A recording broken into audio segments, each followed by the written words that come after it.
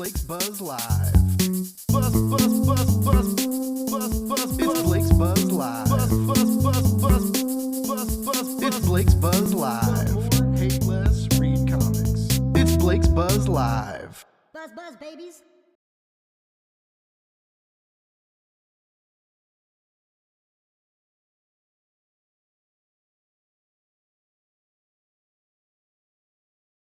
Hey, it's Wednesday night, babies, and we're live on Blake's Buzz Live. I didn't think that intro through. I never do. I never really plan on what I'm going to say at the start of these shows. You know, you think I might. You think after doing this a few years, I would get my shit together. But no, sir, no, ma'am, no, anybody else out there, whatever you identify with, you're welcome here, by the way.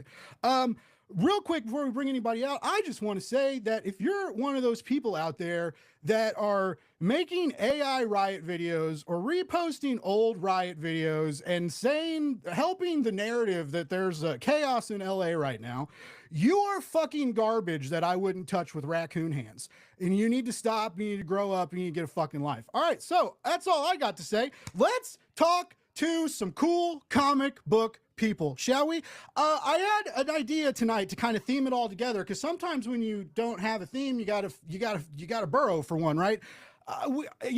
The Kickstarter it's at a great time.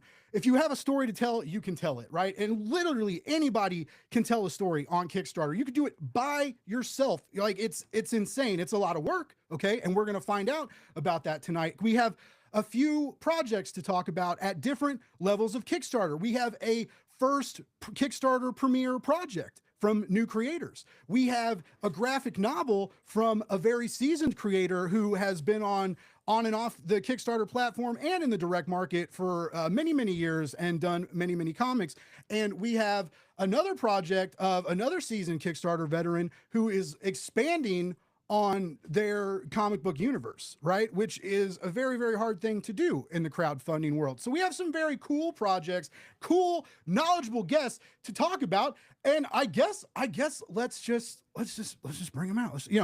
This first project, we got a twofer. We got the writer and the artist on. Okay, the writer or one of the creators of the comic is the host of Longbox Punk, a very, very cool comic book podcast. And we've got his artist, Kris Mendoza. Let's bring him out. I got to get the goddamn button. All right, Kris Mendoza and Kris Stahl, ladies and gentlemen. One day I'll figure out Riverside, I swear. Oh, goodness. Calm down back there.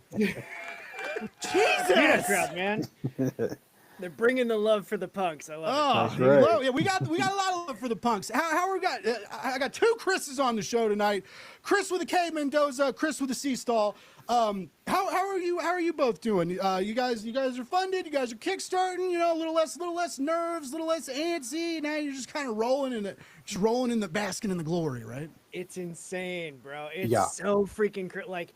We had hopes, right, that we were gonna fund and maybe unlock some stretch goals. We, as of like this morning, passed like 160% funded. We have one stretch goal left that we've announced. We have a secret one that we haven't announced yet that we might end up having to like figure out logistics for. It's ridiculous. The indie comic community is just the freaking best. Hell yeah, I'm very stoked to talk about Barricade Brigade, the number 0 ash can. We will get more to that, but we have a couple more awesome people to bring out. This other guy, he usually comes with his partner in crime, but she might be running a marathon, hopefully not breaking any bones. She likes to do that sometimes. We try to tell her not to. She loves to break those bones. Oh, I'm already getting distracted. All right, this guy has some really cool stuff. He dresses cool, he looks cool, he acts cool. He goes to a ton of cons. He loves horror, he loves creepy shit. He has this awesome productions thing called Symmetry Productions. He's got tons of amazing comics, and he's got a new one, folks. He's got a new one. Let's bring him out. I got Knowles here to talk about Tatsumi, the Serpent Mistress. Whoa! Man, let me tell you, I wish, Blake, that you would have a little more fun and have a little more energy on your shows than you're a freaking downer, dude. I'm What glad the you said heck, that, Matt, because man? we are about to announce that we're bringing back the Patreon because I don't have enough money to pay for cocaine anymore. And if you guys want the show, the way you want the show, baby. No, Holy crap! If Jack Black ever needs a comedy double, not a body double, but a comedy double on one of his movies, you're there, man. You are there. try. I am fucking sweating though. That's like I did know. Like the louder I am on the show, the wetter I get. At the not like calm Oh, down. baby. The moisture I get. Fuck. Oh, baby, even better. That's definitely an even correlation. worse word. God, fucking moist. And speaking of wet and moist and other weird words, we got one more absolutely amazing guest. He is insanely talented. He has written so many comics. Some of them are so insanely personal, and so he has a story for everything, and he's so fucking good at telling them. Let me bring out this fucking prolific comic book creator, Mr. Richard fucking Fairgray, baby! The wettest boy in Blessing us comics. with his presence. Can't keep a comic page dry. Cannot. I hate that. I love that. That's anything you guys say on the show I can use as quotes and product. I just got some books in from the printer, and the whole way through, people have been telling me the cover was gross. And it's this beautiful picture of this fish that I'm very close with like cobwebs all in its mouth. And I looked at the cover in a physical form, and I was like, "Oh, it's because it looks like it's got a mouthful of jizz." That's why people thought it was gross. So here I am not learning any lessons. Speaking of jizz, I can't help. You were I don't know if you guys follow Richard on social media. He was slinging dick pics at a con. I mean, Yeah. like detailed, like well drawn, like 6x8 dick pics. Average size. And you sold like a whole. Didn't you like sell like a whole bunch? And then you like went out to like a steak and lobster dinner after, or am I yeah. mixing con experiences together? I mean, look, I do a lot of cons, but so this all started like 2 months ago. I'm at a Fan Expo Comics and Cocktails thing, and everyone is asking for like doodles on their posters that we're signing. And then my friend Aaron, who does Effin' Birds, is sitting next to me, and this guy comes over and says, "What will you draw me?" And Aaron says loudly, "Richard's really good at drawing dicks." And he said, "Oh, can you draw me a dick?" I was like, "Sure." Anyway, people kind of go nuts for them. I end up drawing like 50 dicks that night. And there's this one dick that I can draw, like just from memory, real quick remark. It's like, curved, cut, cock ring, ball stretcher, and then just some jizz flying out. I do it inside copies of Octopus all the time. And so then the next day, I was just like, fuck it, I'm going to sell these. I put up a sign that just said, "Dick pics by request, $20. And I am drawing, like, I've got this fucking memory palace of every cock I've ever seen. And so I'm just drawing dicks. And I say to people, like, you can choose hard, soft, cut, uncut, veiny, smooth, hairy, shaved, cock ring, ball stretcher, piss, jizz. Condoms are extra because they take a lot more time to draw. And then, like, I let people choose themes. A lot of people will ask for their dick to look really triumphant. I get a lot of people taking my business card and then texting me a photo of a dick that someone sent them and it's been like, "This is my boyfriend. Can you make him look good?" And I sold 93 of these fuckers at that con. And then I've just been doing it ever since. I'm going to be doing a book of superhero cocks for San Diego. Dicks by Richard. It's finally a dick pic you can be proud of. I think Blake now knows the way he can get some funding for this show. I know. I gotta He learn to needs draw. Quick, become Richard's apprentice. I gotta learn to draw a quick dick. That's what I gotta do. That's what I'm gonna gotta have- do. Chris, both the Chris's are like, "What in the fuck?" Richard and Matt know me. It's gonna get weird, guys. I'm sorry, but Hey, I had to whip out my calculator just to find out what that came out to. Like, that's fantastic. Jeez. So many dicks. Yeah, pretty good fucking day. no, that's awesome. And now you've got, just to some just as scary as a big throbbing cum slinging cock. You got a new horror graphic novel out that I might do. give you nightmares. That I'm very stoked to talk about. Campfire. it seems something a little different from you, and I'm excited to find out where this came from, and I'm also excited to find out like what fucking scares you, because I just you're to me you're like this invincible, hilarious being that's like people can fucking shoot at you and they just the bullets bounce off your bravado. Right? No one's ever shot. I've had a gun. My Uber driver pulled a gun on me once, but no one's ever actually shot me. I knew something was coming. But we may have some technical difficulties. Matt is vanished. I'll blame Riverside because I want to love it. I want to love you. I want to fucking love you. You've been a challenge. You've been a challenge. If you've noticed, we're not streaming on Facebook. That's cool.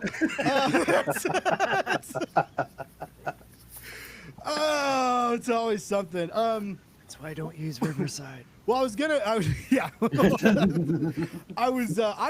StreamYard person, and funds are very limited, and StreamYard was was $10 cheaper a month. Yeah, it's all cheaper if you can pay for a year. But anyway, like StreamYard or Riverside was $10 cheaper. I do love the short studio. I love some of the editing systems in it, even though I still like export and throw it into DaVinci and like do a fade in and out and some other shit. But whatever.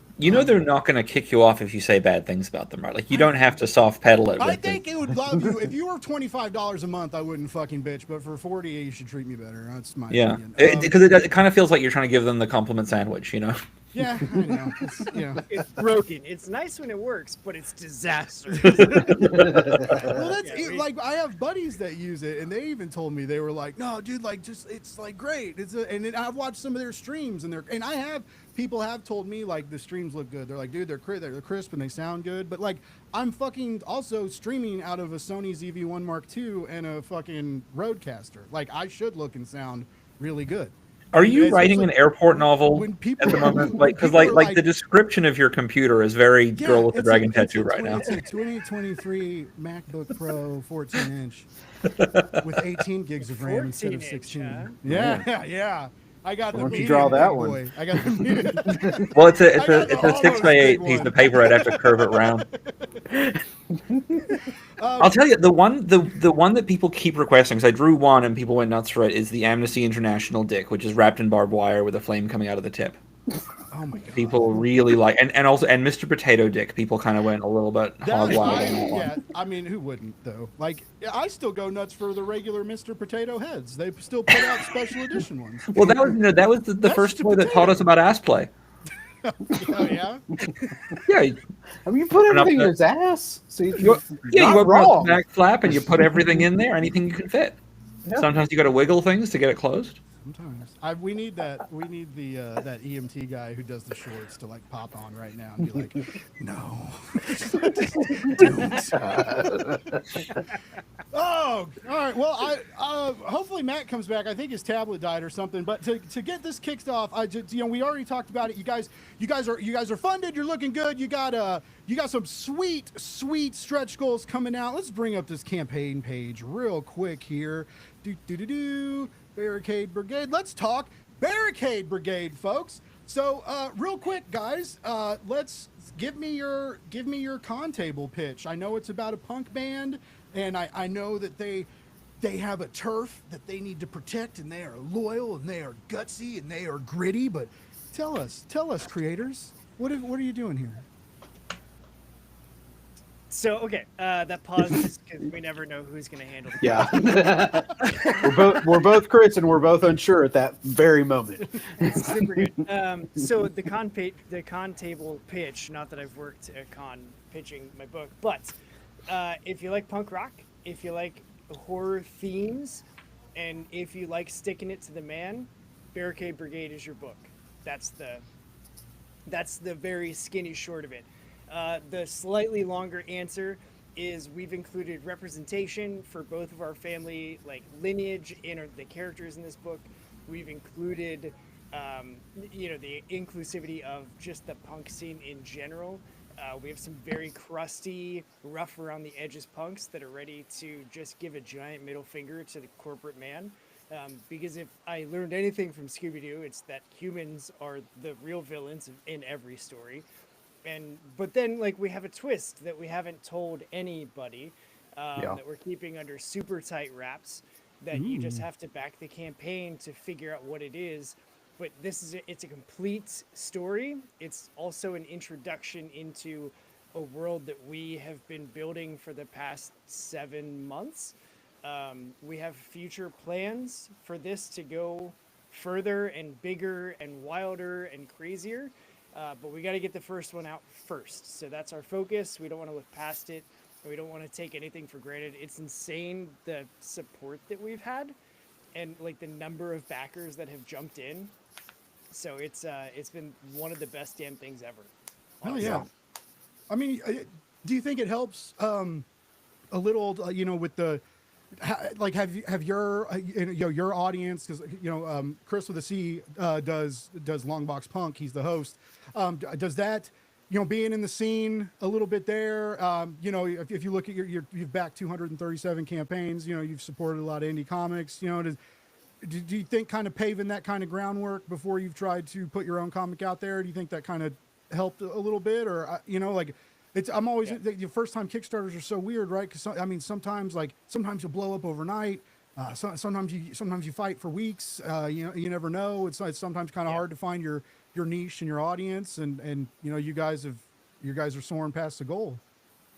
Yeah, it's looking at the backers. It's definitely like predominantly other creators that I've had on Longbox Punk. Hell yeah, that that's have dope. jumped in to support it. So like, I think last time I looked, because I'm not looking every day, but like last time I looked, I think it was something like 70 or 75% of the backers are other indie creators themselves. And then like we both have family that have backed it and that are jumping in to support us.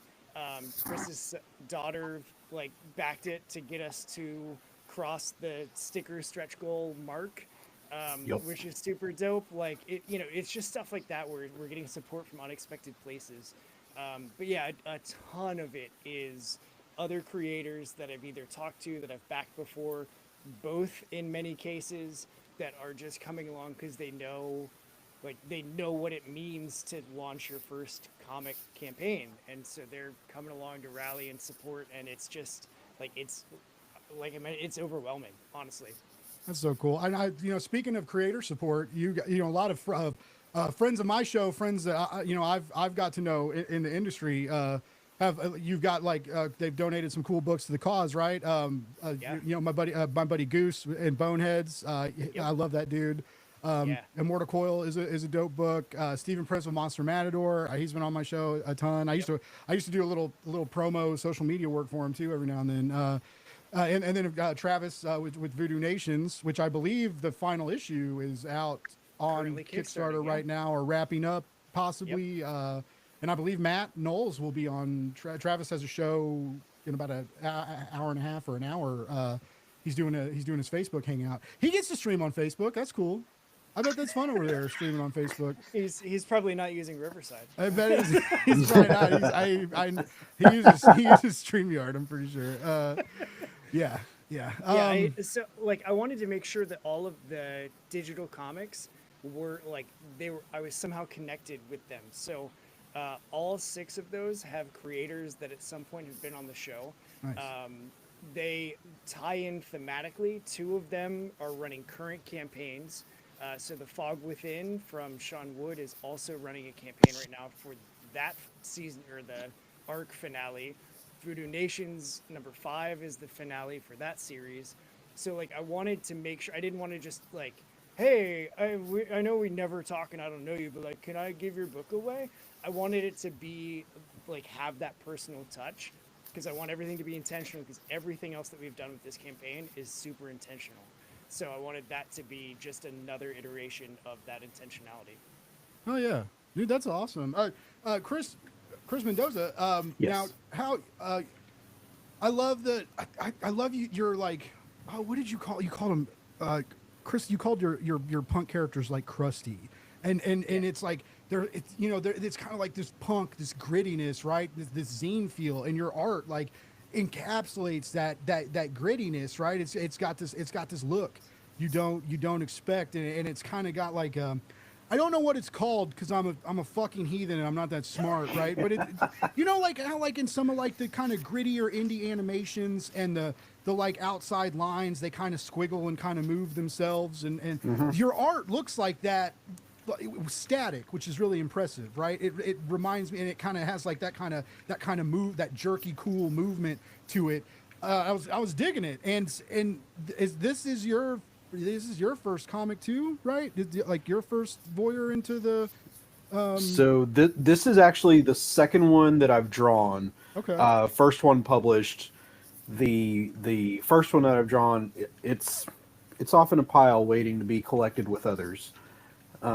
It's just a little horror short that is super fun, but like completely separate from this world. Okay. How did you and Kris meet? Like I like the origin stories behind like creative teams, right? And you guys are obviously vibing. You're having fun with this campaign. You're having fun on the interviews and stuff you're doing. So how'd this relationship come to be? So, I mean, literally, I got on Threads and ran into this random long box punk guy, and like started watching his show, and he kept talking shit about himself, like I can't draw my way out of a paper bag, blah blah blah blah blah. And I'd love to make a comic, and I would just slid into his DMs real quick and said, "Hey, want to make a comic?" And here we are. Dude, that's sick. Couple, like, we had a really awkward FaceTime. Yeah. I was like, I would love to make a comic. Let's fucking talk and meet and spitball some shit together.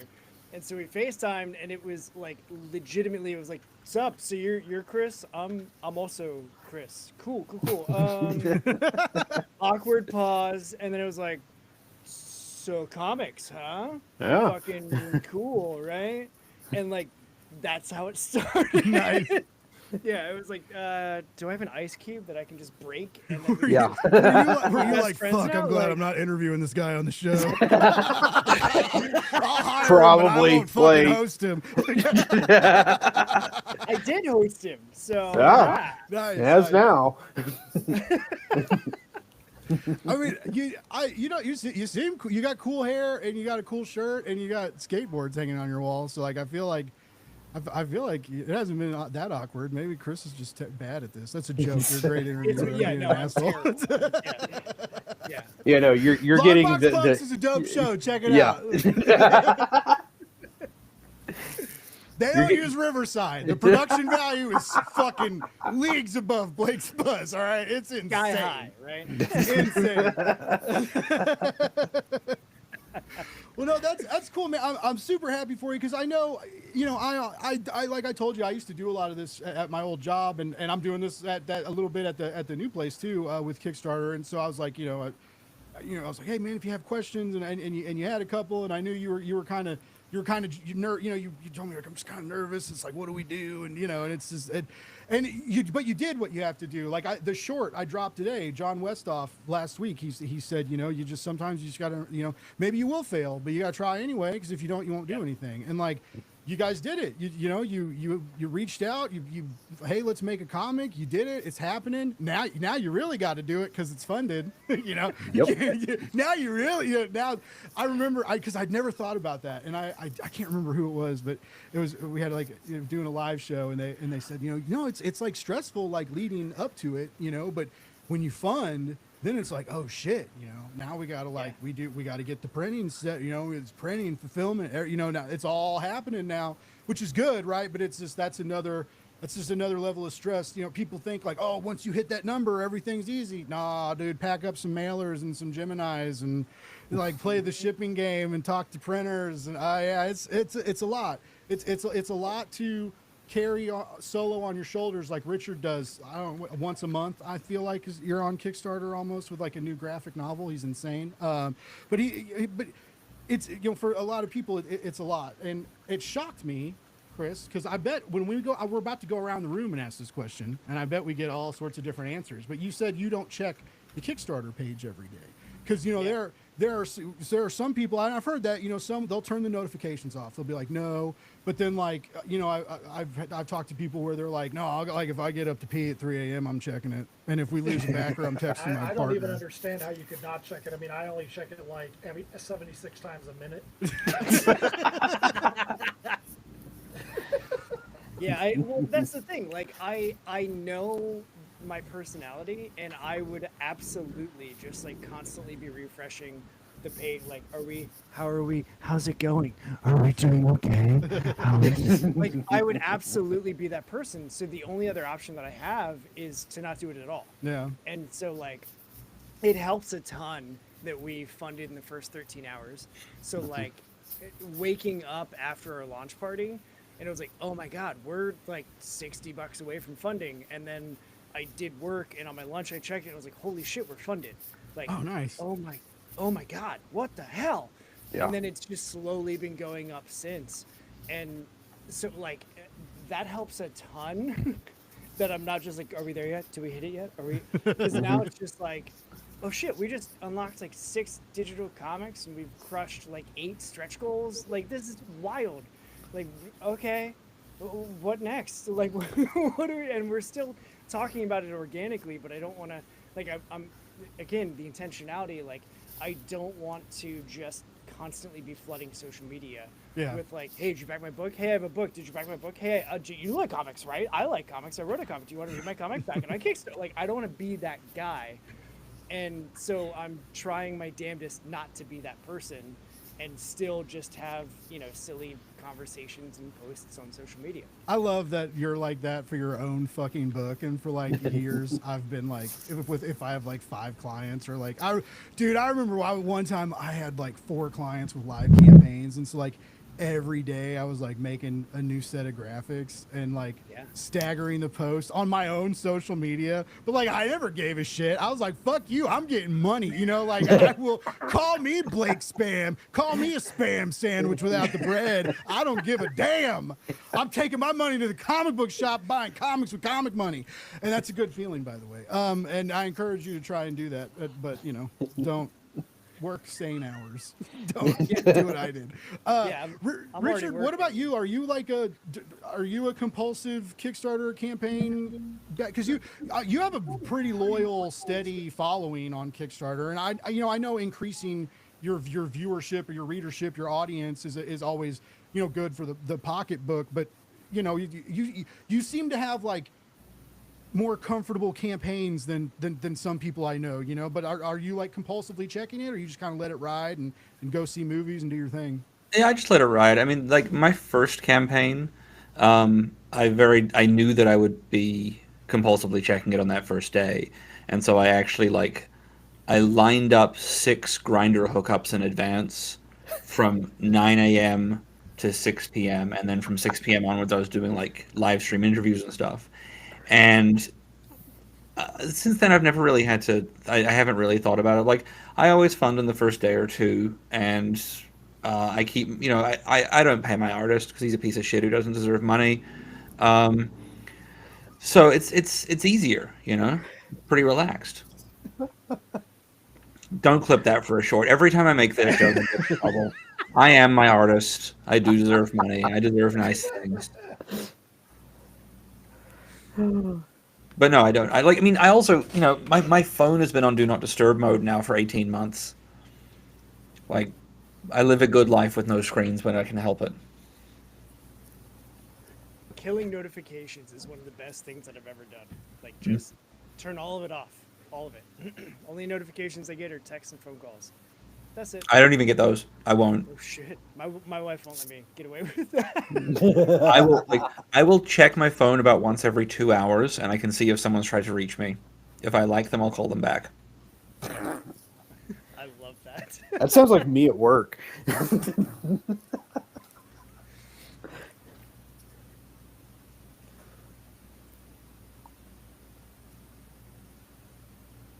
y'all hear Blake? Because I can't. I can't hear you, I Blake. can't. Oh, yeah. it's because I muted. 'Cause Oh, that was not a Riverside fault. That was me muting, taking a drink of water, and forgetting to hit the mute button again. After my tablet just died and blue screened, I was a little nervous that something else just Yeah, like what else could happen? I don't know. I did check because the chat's been quiet. I was like, "What's going on?" I like went over. I was like, "Please, God, be streaming on YouTube." And we are streaming on YouTube. We're beaming out to somewhere. All right, so let's go. Let's hop over to another project. Mr. Matt, let me bring up. Yes, sir. Let me bring up this. Having a shared universe on Kickstarter is one thing, right? And the fact that you guys are now several. Oh, whoop! That's not the right screen. There, God damn it, Riverside. Hold on. We're just kidding here, guys. this is what happens when you mute yourself to try to get really moist likes again. Right? Tatsumi. There it is. All right. We'll edit this later. Oh wait, we're live. That's just kidding. All right, so you've expanded now, and this is an expansion based on your last one shot. Is that you're like now expanding on the expansions? That's exactly what it is. So, Heirs of Isildur, the apocalyptic sci-fi story set in a steampunk world, was our main universe. We did a medieval fantasy story that attaches into it. Then we did I Am Keto, which is fantasy horror set in a fictional Far East empire. When we did I Am Keto, we said it's going to be the end of Keto's story in that universe, because Keto gets pulled through a portal and pulled into the Heirs of Isildur universe. We never said we would never go back to that universe. So in that universe, the Yamard Empire gets overrun by the Dark Conquestors and Soul Rippers. Think about them like how vampires or zombies would come through and just have an insatiable desire to kill and convert. Tatsumi ends up being the last person there who actually does survive. She doesn't see Keto go through a portal, and Keto doesn't see her actually survive. She kind of falls into a waterfall and is out of sight of everybody. So for this story, we knew Tatsumi was going to survive. We knew we wanted to continue her story. That had planned since we started Keto. Tatsumi sees what the Dark Conquestors and Soul Rippers have done. She is hell-bent on retribution and revenge against them, but she knows she can't do it alone. So she hops in a little fishing boat that's kind of washed down to the shore, and she decides she's going to go and sail out into the Serpent Sea. She's like, I might get consumed by the serpents, but you know what? It's better than going and getting turned into a post-human Dark Conquestor. So I'm going to go see what's out there. And she ends up getting emaciated from being out in the seas for days and days. Who knows how long she's out there? And she gets picked up by a pirate ship, the Side Stalker, and she ends up becoming integrated into this pirate culture. And so we had a lot of fun taking this Ona Geisha, this is prim and proper Far East warrior, and putting her in with a bunch of ruffians and pirates and seeing how that relationship is going to work. And it's been so fun working on this series so far. We've got working on certain aspects of issue 1. Our artist is almost done with issue 2. Steph and I are already working on the script for issue 3, and just seeing how everything is plotting out. We've got a band signed on to be a part of doing a cameo inside issue 2. Super fun, super excited about it, and can't wait to get this book and all the crazy freaking merchandise you see on there into people's hands. I was gonna ask. Well, first of all, that sounds. I love your comics. This sounds fucking dope. Keto was so sick, and I was so like. I remember when you showed me. I think you or Steph showed me the like manga cover when I first saw that, and I was just so hyped for it. And then that campaign did real well, and so yeah, I'm stoked to see you guys kind of dive into this unit. It's so cool that you have this big story, and now you've kind of found a way to splinter off into sects and tell different stories, right? But it's still in this universe, and it's does that help? Because obviously you love this, and I don't want to offend you in saying do you ever feel trapped, right? But when you get wrapped up in this big story, you guys like doing all ages books, and you guys do a lot of different shit. Does being able to kind of spiral out and spread these tendrils and tell different stories, does that keep things fresh and like, you know, keep the air from feeling stale and help like the in symmetry productions like as a whole, you think? Oh, it absolutely does, because when we set out to write the Tatsumi arc, I asked Steph, I'm like, what do you want to do to make this thing be fun? And she was like, I want this to be a swashbuckling story.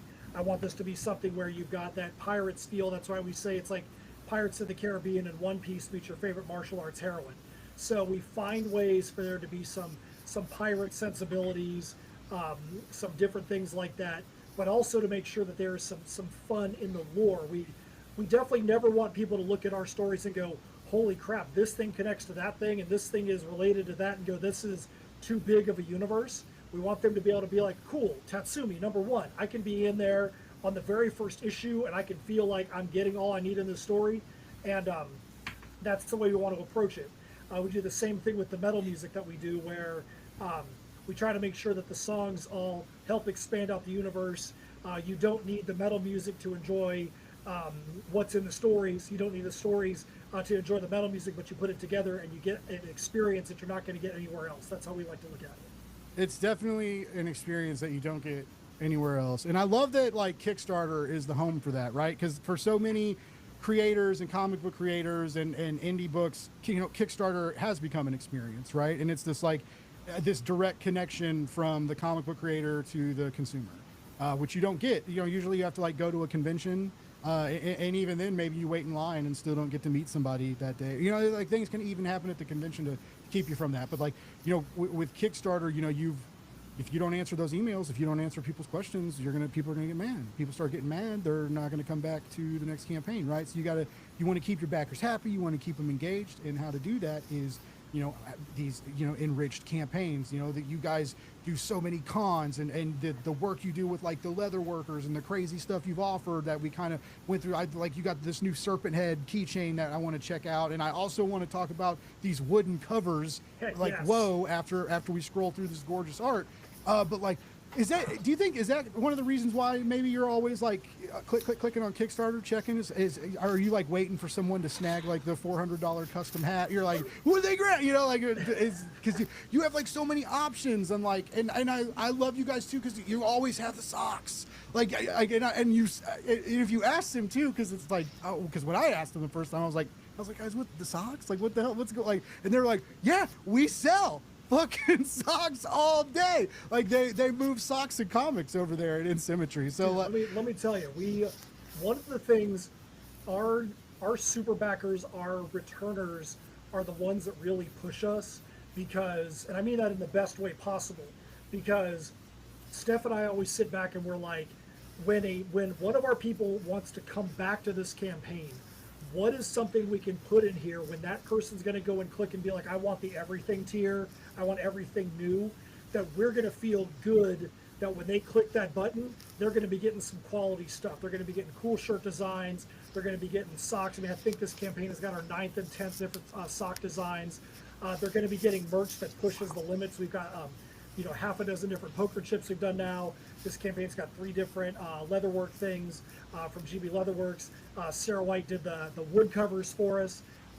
We always want to make sure that we know that when they go and buy that, they're going to be like, dang, this is some good collectible stuff. It's not going to be wish level garbage, because this is a crappy economy. I know you talked about a little bit at the beginning of this show without talking about that, but crappy economy, people's money is hard to come by, and we want them to be like, you know, hey, this stuff is really good, not, hey, somebody just threw a, you know, crappy 20-page comic into a manila envelope and, you know, didn't care about the fact that I've spent my hard-earned money on this and I'm investing in them. We want to make sure that they know that they're getting some badass stuff and that it's going to hopefully rise to the level.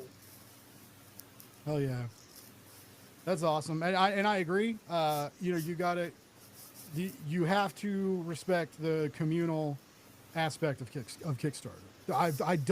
I really don't think there's like a way around that. I've had conversations with old clients where like I've been like, really need to like back campaigns, you know, like it's it looks, you know, when it says you've launched 5 campaigns and backed 5 campaigns, that's a vibe and people see that. And I do think a lot of people like look at like projects backed, and I'm not saying like that'll keep you from getting funded, but it helps you know, like, just like if you ask a lot of people, you know, it doesn't necessarily help when you're like shouting out campaigns, you know, on the in your campaign updates. I think we all wish we had that kind of pull where like I could write an update and get you 5 backers. That's no one can really guarantee that.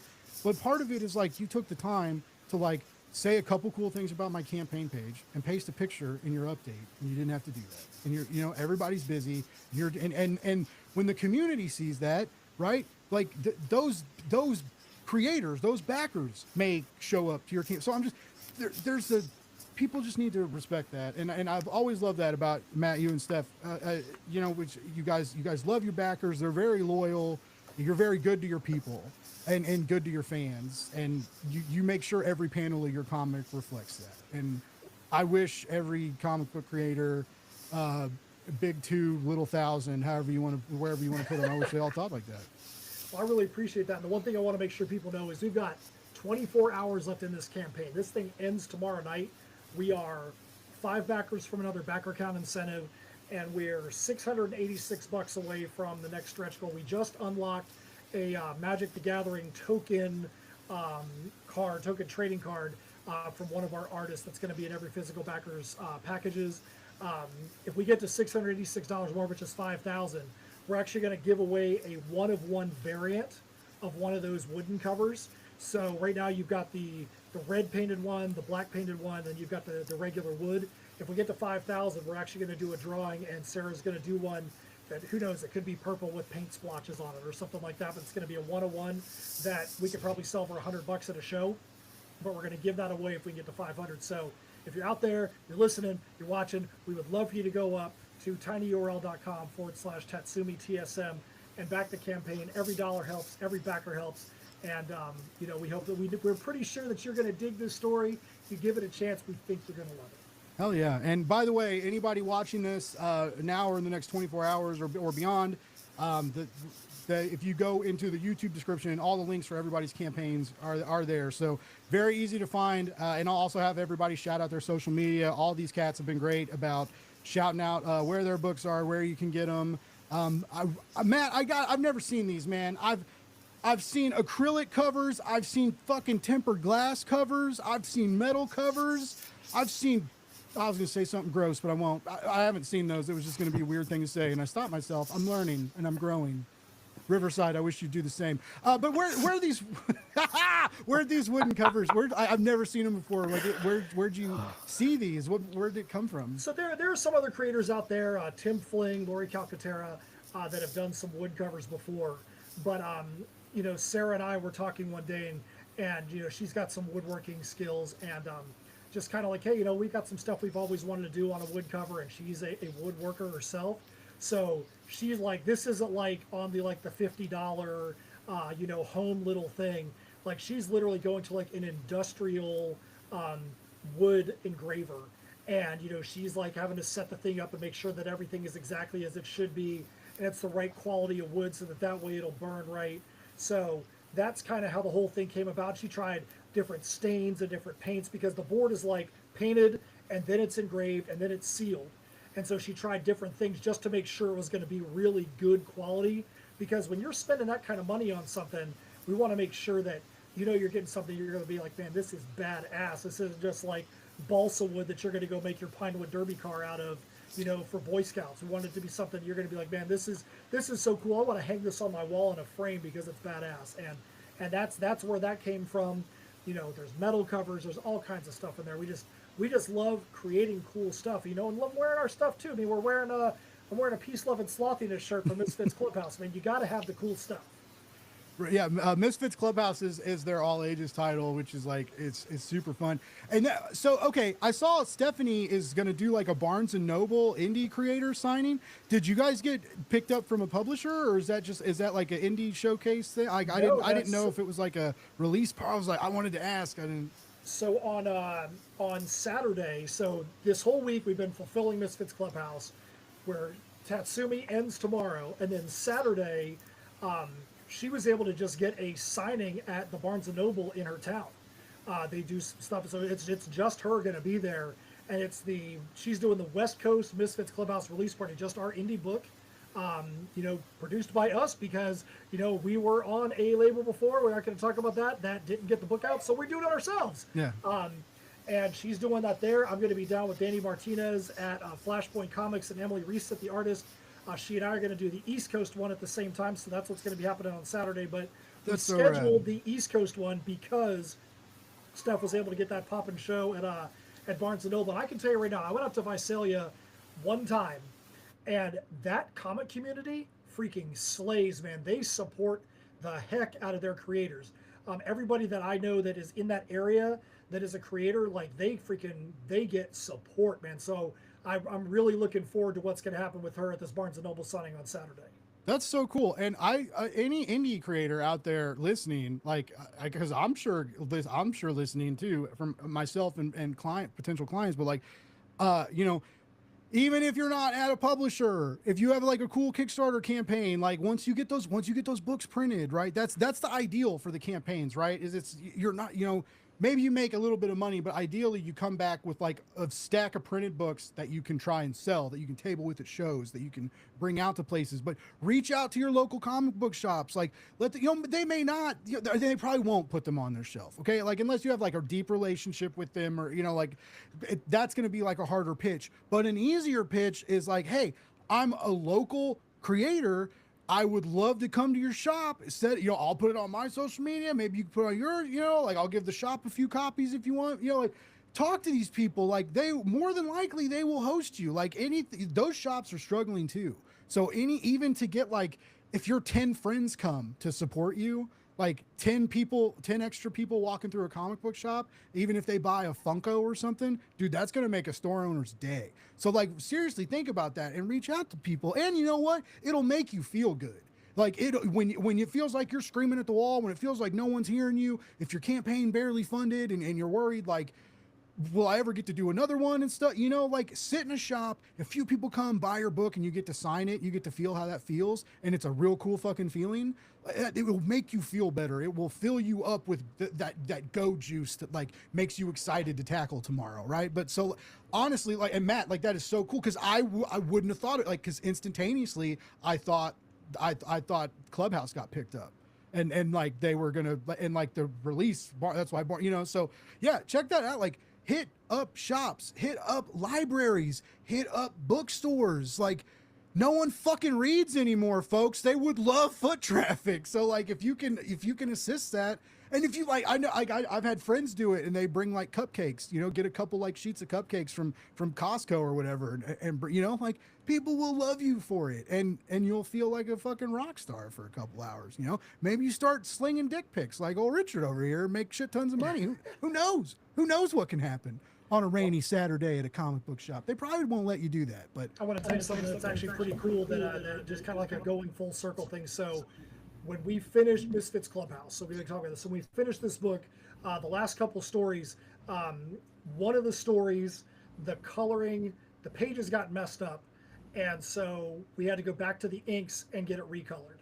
So my daughter, who's 19 years old, she was kind of doodling around on her tablet in like a little coloring program. Like, you want to take a shot at coloring this one story? She's like, sure, I'll do that. So my 19-year-old, there's a story called Glitch in the Matrix in this book.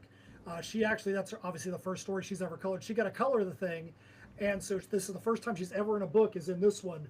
And when we were doing all the fulfillment, we say whoever there is at the fulfillment gets to sign it. So I signed the covers. She came down. She signed the covers. And today, Sean Wood put a picture up of his kid holding our Mario Kart homage cover because his kid really wanted this cover. And there's a picture of him holding this cover with my signature, my daughter's signature. I'm like, look at how cool that is. Your signature is on a book that somebody up in the Midwest has right now. And it's like, to me, that's the stuff that is freaking awesome, man. You never know the reach your stuff is going to have. You got a kid up there that's holding a signature of my 19-year-old. That is badass, man. I love that kind of stuff. That's so cool. That is the magic.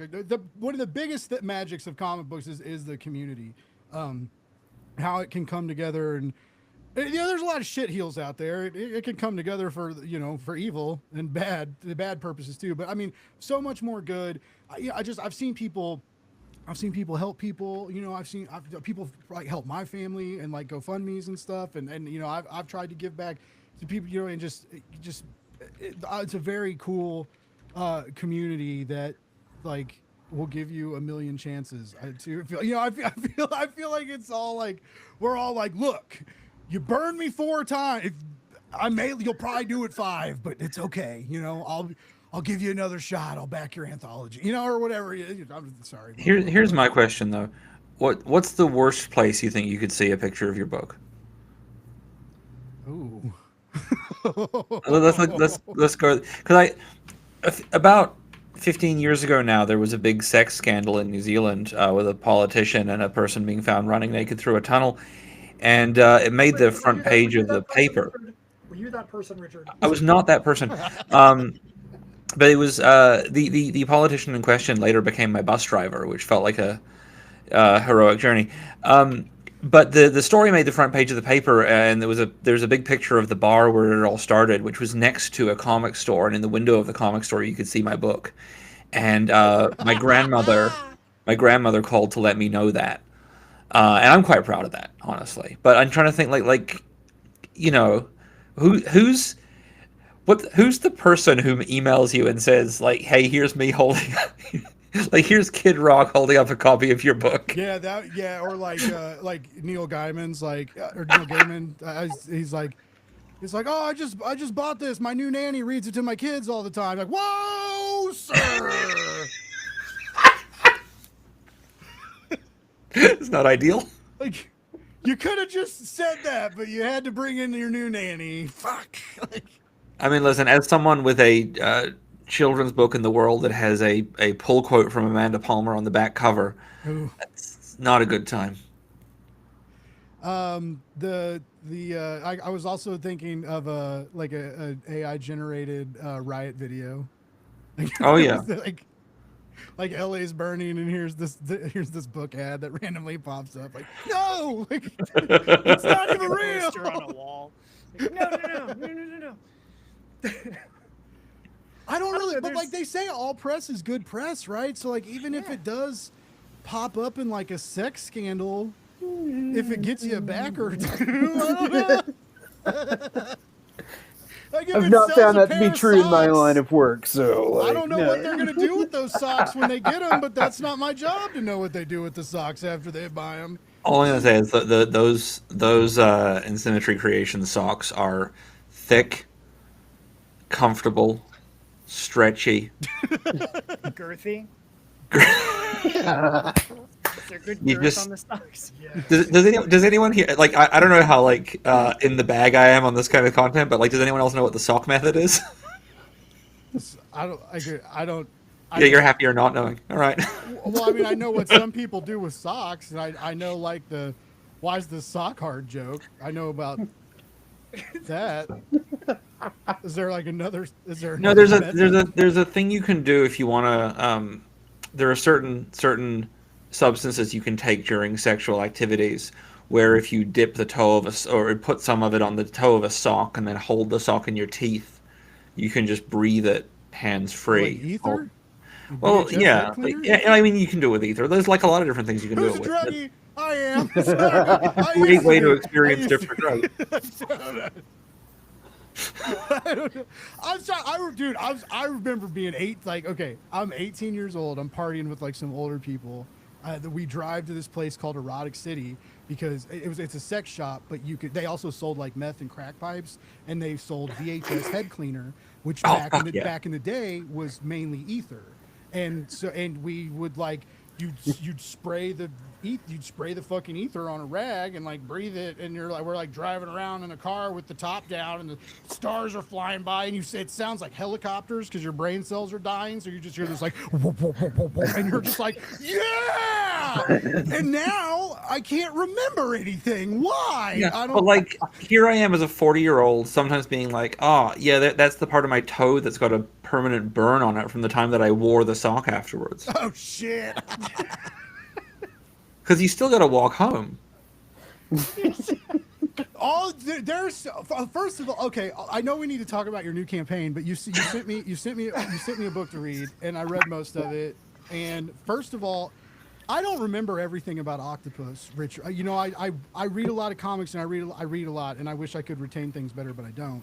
I remember some of it, But this reads well by itself. Oh, good. It's scattered and weird at some parts, but even those moments are kind of self-contained, right? And then you kind of use it. It reminded me of like Stephen King's On Writing, because you're using this comic to tell like a personal narrative that's also like meta talking about writing and comic book creation, which was really smart. Almost too smart for me. Like I like for the most part, I felt like I was with you, and then but there were a couple parts that kind of went, and I was like, "Oh, if I was smarter, I would probably know this. I'm stupid." But you know, like it was very cool, and it was very trippy. But I really connected with the beginning with the Triceratops and like all of them, and like they're like your little fucking critter demons, and it's just like it's all these little things, right? It's the little things that you don't think about, like a couple unanswered text messages or an email, and then there's this deadline, and then you have to proof this thing, and then someone wants help on a Kickstarter, and then there's this bill you need to pay, and then you realize you were 2 days late on a credit card payment. Dude, I fucking connected with that so intensely, and it made my chest tight, and it made me scared, and it, in a good way, though, like in a beautiful way, in a connecting with your story, like so viscerally. And you're one of the few people who write comics that way. You know, like a lot of people write great books, but there's I don't know, the way that you kind of lure people in. You know, I wish I had the sexcapades stories that you do, right? I wish I had the parties and the experiences and stuff like that, but I don't.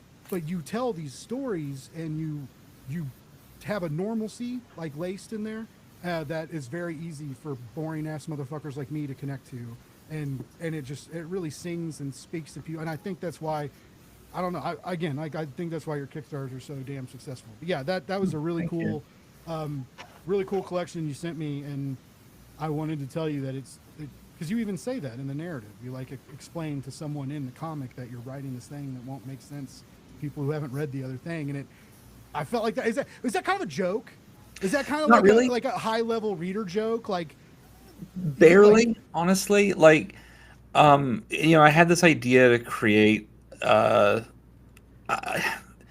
let's like be real for a second. The world's a bit fucked right now, and this year is way worse than last. And that was a comic where I had never. Every comic I've ever put out on Kickstarter has been finished before I launch, and I wanted to see if I could like use a comic to try and figure out what the fuck I'm thinking or feeling.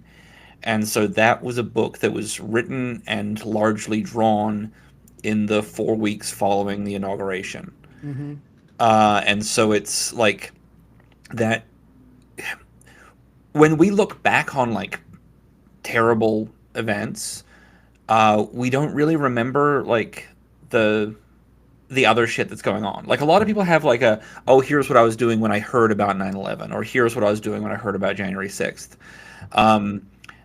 But we don't really have that sort of like, what's it like to live through it when you still have to get up in the morning and like do your fucking laundry and answer text messages and launch a Kickstarter campaign. So I launched the campaign with, I think I had 1 page of art for it, and a cover, and nothing was written, and it was just me making it as I was doing it. And throughout the campaign, I was talking with friends of mine who work in comics to try and figure out like how we are feeling about making comics right now, and how we're feeling about what comics are and what comics can be, and what's our, you know, what is the value of escapism versus the value of like analysis. And yeah, it was a big experiment, and all of the conversational stuff in there is basically word for word. I have this fairly incredible cursed memory for stuff like that. So, you know, the conversation with Scott McCloud, the conversation with Steve Bissett, these are basically word for word with a lot of stuff edited out for, you know, these are 3 or 4 hour conversations cut down to 4 to 6 pages. Yeah. But, you know, it's my 3rd memoir in 2 years, and I'm not particularly famous, and I haven't really done anything amazing. I've done a lot of interesting little things, and there's a lot of guilt wrapped up in that, but also I really like telling these little personal stories as a way of like apologizing for existing and connecting with people and what have you.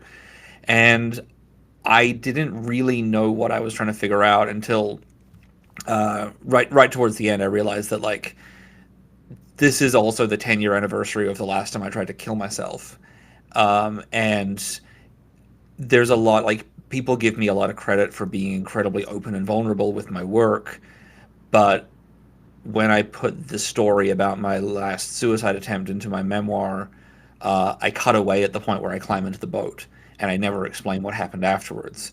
And it's partly because what happened afterwards was like fucking ridiculous. Like I failed to untie the boat, and I just went back and forth across a river for an entire fucking night, and then had to climb out and have a fight with a homeless man. And I was like, fuck it. If I'm gonna put these stories out there, I have to like show the sort of, it can't be the nicely presented version of my life. It has to be you get to see all of it or none of it. So that's why I was worried that people would need to have read Octopus to understand what the fuck I was on about. Okay. I mean, I feel like there are things and your fans and your audience and careful readers will they'll have a lot to pick up on, and I even remembered some of the people and conversations and things mentioned, right? I remembered some of that, but I feel like so much of it, man, was just like an exercise in what comics can do. Like part of like what you said, how do we take a 6-hour conversation and put it into 8 panels? Like that too was very intense, and have that say something that resonated too, right? It's that not just a scene. But what did you say? Like the page has, no matter its speed, it's you can books have that forward momentum and it's unlimited potential on every page. Right? Well, that's what Scott says. I disagree with him. I think that the comic page is this unexplored magic of between 2 points, and it's limitless within it. And he believes that the infinite canvas is better because comics can be this cascading propellant force of narrative. And yeah, like so in the scene with Scott, it was a phone call where I was pacing around in the hallway behind me where there's a lot of posters for Alvin and the Chipmunks movies. Not mine. There's a casting agent next door who are very proud. Okay, can I ask you guys this? If you were a casting agent and you had been responsible for the casting of the following things, which would you absolutely advertise on your walls? Okay, I'm gonna list 5 things. Only one of them is missing from the walls out here. Alvin and the Chipmunks 4, The Road Chip. Ted 2, A Million Ways to Die in the West. The Orville, and The Sopranos. The Sopranos. Definitely The Sopranos. Yeah, you probably put that one up, right? Yeah, It's gotta be first. Yeah. For me, but like, yeah. Yeah, The Sopranos is the only one that's missing. And like I was watching it and I saw like her name come up on the thing, like cast by Sheila Jaffe, and I was like, why the fuck is she not advertising that in my goddamn hallway? Why do I have to look at Ted 2 every time I go to take a shit? A Million Ways to Die ain't a great either. I mean, Yeah, no, it's not. But that one's not on the way to it's the no Alvin bathroom. and the Chipmunks 4, which I didn't I even know mean, existed. the I didn't know fourth there were one- 4 of those. So the fourth one is, it's not Walt Becker's finest work, but it is the one that features John Waters in the airplane scene. By the way, most of their road trip is on airplanes, which is fucking ridiculous. And they do have a conversation with John Waters about eating feces, so that's good. Kids love that. So maybe I should go back and check. I got some No, movies to watch. you shouldn't. No, but like so in the Scott McCloud conversation, it starts with us on the phone to each other, standing next to each other, and I said I'm going to draw this somewhere else, and a lot of our conversation is about Maslow's hierarchy of need, and so I decided to recreate that and put us at a theme park because he and I have talked many times about going to Disneyland together.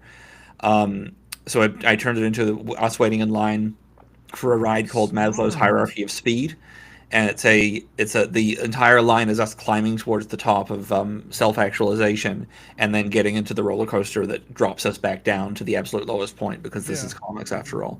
Yeah, it's legit. It's super dope. All right, so Richard, this is a terrible segue, and I apologize. But before we go into Campfire, I know Matt has a little bit of time left, and before we left, I meant to do this.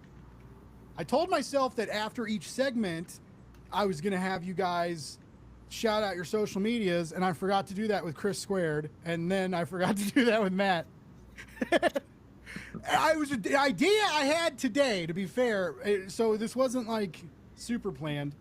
I'm sorry, okay? I'm not perfect. But you get high energy but low expectations, okay? That's what you get at Blake's Buzz. But no, Matt, I know you gotta head out soon and go party with Travis and those good folks. But where I know you got like Substack, mailing list, website, like hit us with all the goods. And like I said, we got the link to your campaign in the description. But anywhere else where you can suck some money out of us if we got it, let us know. Well, like I said, the two best things to do, obviously, the Tiny URL for the campaign, which is tinyurl.com/Tatsumi, TSM for Tatsumi, the Serpent Mistress. And then the best place to go to see all of our stuff about our titles, the music videos, the articles that Steph writes for Fangoria, Creepy Kingdom, Horror Geek Life, the times we're hosting panels at conventions, things like that. Just go to linktree.com/InSymmetry Creations, INSYMMETRY Creations, and all of our links are there that we can go to our website, to our Substack, to the YouTube with the music videos, all that kind of stuff. But right now, for the next 23 hours, the absolute first place we want to see you at is the Tatsumi, the Serpent Mistress, Kickstarter.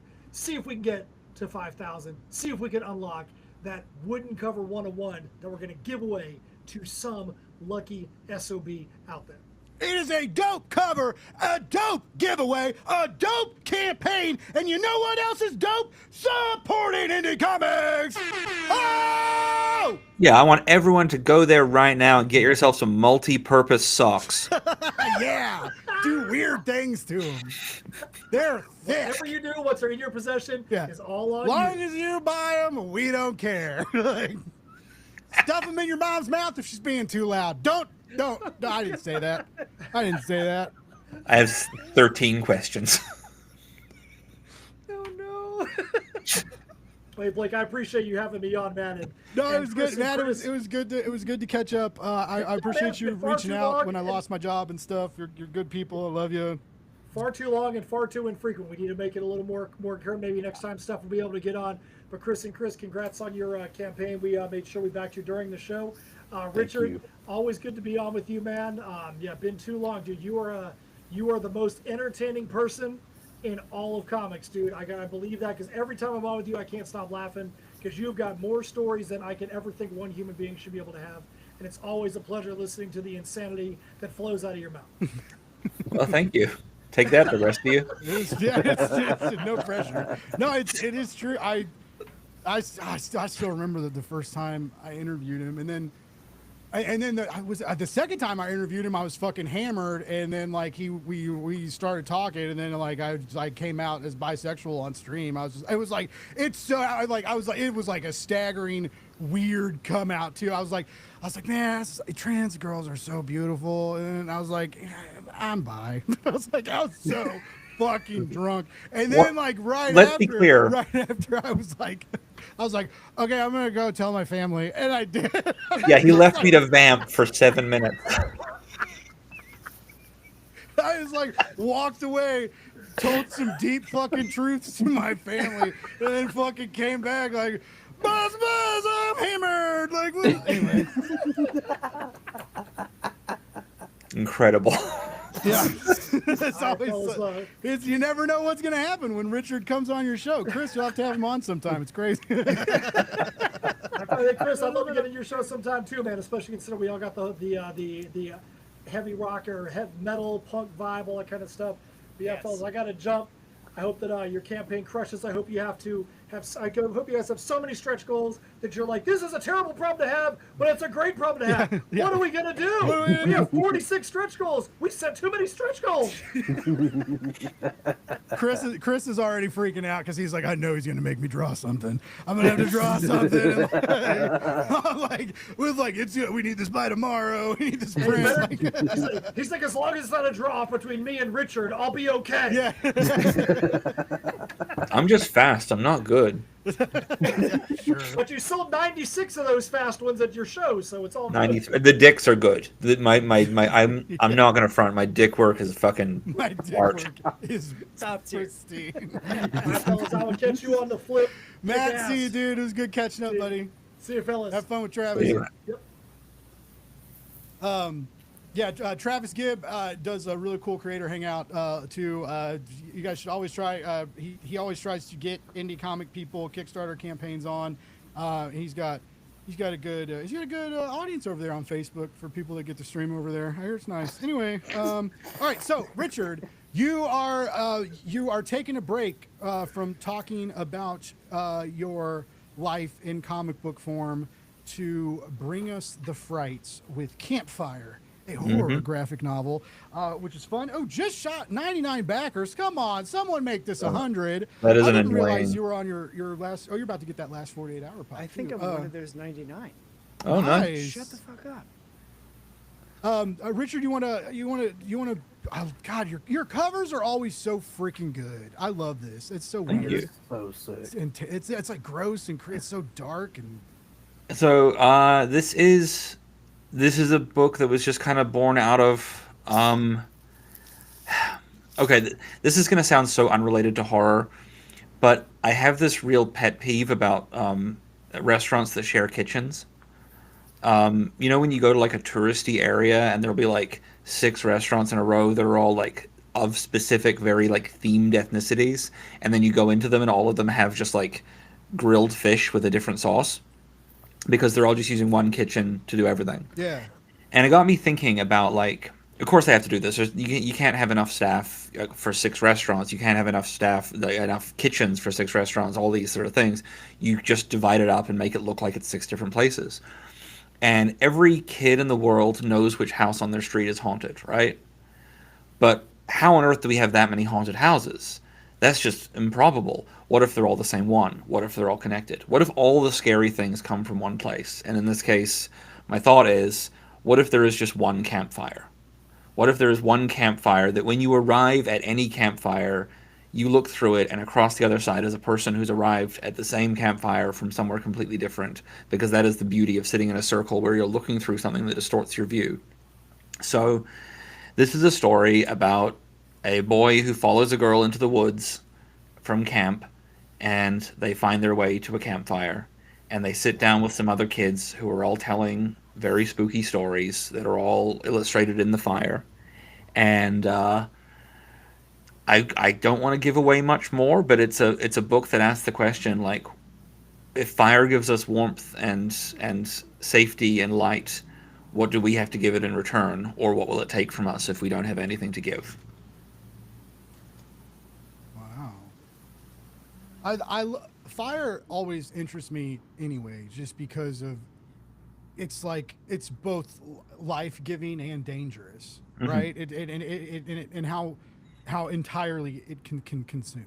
And it's so close to being alive. You know, if you look at all the things that a thing needs to have to be considered alive, fire has almost all of them, but in slightly wrong ways. Yeah. Oh, that's trippy. That's trippy. So, like, am I wrong? Are you in a way toying with, like, I don't want to like cheapen what you said, but it's like a portal in a sense of like where like you could like to travel through the flame, or like to like, you know, they say like eyes are like the windows to the soul, or you say is like gazing into the fire a way to stare into a deeper understanding of something? Are you trying to say? Or It's something that lures you in, but if you get close enough, you'll get burned. Like, if the campfire really is a portal, if you walk around a campfire, you don't get burnt, but who knows what you'll find on the other side. Would it be the same thing you'd find if you walked through it? Okay. And could you survive walking through it? Very cool. I can't help but notice, I noticed this when you launched the campaign and when I looked at some of the art. It looks a little bit different than your normal style, than what I've seen in your memoir. Yeah. Narratives, okay? And your color work reminds me a little bit of the line work too, though. There's a Andrea Moody kind of vibe. Okay. I'm picking up, who is absolutely wonderful with horror, And these that and maybe because it's he does watercolor too, like watercolor aspects, and that's this that's this vibe here, but there's a warmness and a texture, but there's also a mood, and I don't know, it's a very powerful thing in horror comics, and I'm very, very excited to see like what some of these other pages look like, or what, when things start really getting twisted, or what the when the fire does decide to burn somebody, turn somebody, or whatever happens, right? I'm interested to see what you do with the colors there, and the reds and the oranges, or like how you bring blues and cool tones into the story. I don't know. I really like these colors. I really want to see more of it. I'm very intrigued. What was your thought process going here? Were you being experimental with anything? Did you see something that you were like, ooh, I want to try something like that? Or So I'm working on this other book, and I have been for a long time now. That I keep sort of half announcing and then not having time to finish it. There's this book I'm doing called The Lights That Guide You Home, which is it's a horror story about a town that gets these new street lights that are white and sharp and meant to, wipe out all the, like, make everything brighter. But when you make everything brighter, it makes the shadows much darker, dark enough that things start growing out of them. And the style that I'm doing it in is incredibly time consuming. And I'm someone who normally does like 3 or 4 pages per day. And this one, it's taking me 2 days for every page I do. And it's so many different levels of watercolor and ink, and then more complicated collage shit. And I noticed, like, I like the style, and it really works for what it is, because it's a book that is set in this like strange little cobblestone town where, there are shadows everywhere because of these lights don't work if the surfaces aren't flat. That's kind of my point. So there's just like a huge amount of detail and like pencil mileage to doing it. But there's also this incredibly quick part, which is slopping on a bunch of color and then doing the basic inks over top. And if it wasn't for the story element that made it so detailed, the pages looked really fucking sick in their most basic form. It just didn't tell the right story. And so I've been trying to think of something where I could do the same style, but in a place where the kind of sloppiness of it would be a benefit. And I think that it just struck me that a campfire would be the place to do that, because I can do a lot of like really heavy blacks. And like what I'm doing is I'm just painting fire. I'm not doing any coloring deliberately with this. I'm just taping off the gutters on each piece of paper, and then painting fire over top of the whole thing, and then oh, really? using yeah. There's no plan. Like, I'm not looking at the pencils are on a separate sheet. That makes so much sense though, because everything looks like everybody's around a campfire, Yeah. or like Yeah. it has that that kind of orange fluid Yeah, reflection. I want it to feel like it's flickering. Gnarly, dude. That's dope. And so then I'm going in. I'm using my light table to do the inks over top of that, and then I'm going in with like a little bit of there's a little bit of touch ups here and there to get some more yellow into certain places, and if I need to hit something a little harder, and then I'm painting in the blue on their underwear that they were swimming in, because I want to kind of I want to have like some clear signifiers of who is who when the light and shadows are shifting so much. But yeah, it was a really fun process to do. I keep talking about it like it's present. The book is finished, but I've come up with this bit that would slot perfectly into the middle, that would add one more spooky story to the whole thing. And I keep thinking, like, if I have time, I will do that. But I have conventions almost every weekend from now until Christmas. So I probably am not going to get to do those extra 8 pages, sadly. Yeah, I saw when you were talking about your convention schedule. It is insane. Before I have a question about that, but real quick, Kris, I got a question about you, and like when you're doing your art and you're coloring, right? Because the color controls so much of the mood, right? And you guys have this kind of this like scrappy, punchy punk rock mood, right? What are your philosophies as a colorist when you're thinking about how to do things, and when you're playing around on the page and from panel to panel, like what goes in your head when you're coating these characters? Oh man, wow. Characters standing out front first of all, so that's why like they have the most defined colors, and you'll find that for most of the book, like they set apart from the backgrounds a lot,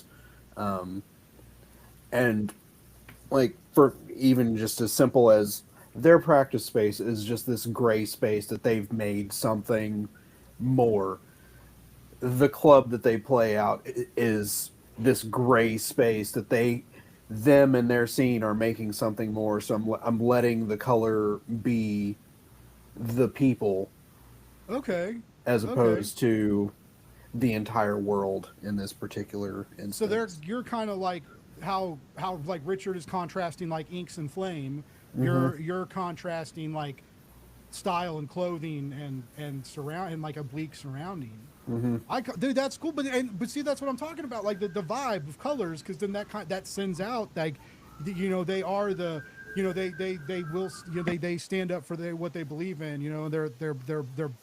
They're not standing behind anything. They're not covering themselves up. They're not trying to blend in. And that's very much like the vibe you guys are putting out. See, it's like colors matter in comics, and maybe they should be on a fucking cover every now and then, or my name only. sure, Anyway, I know cover space is so precious.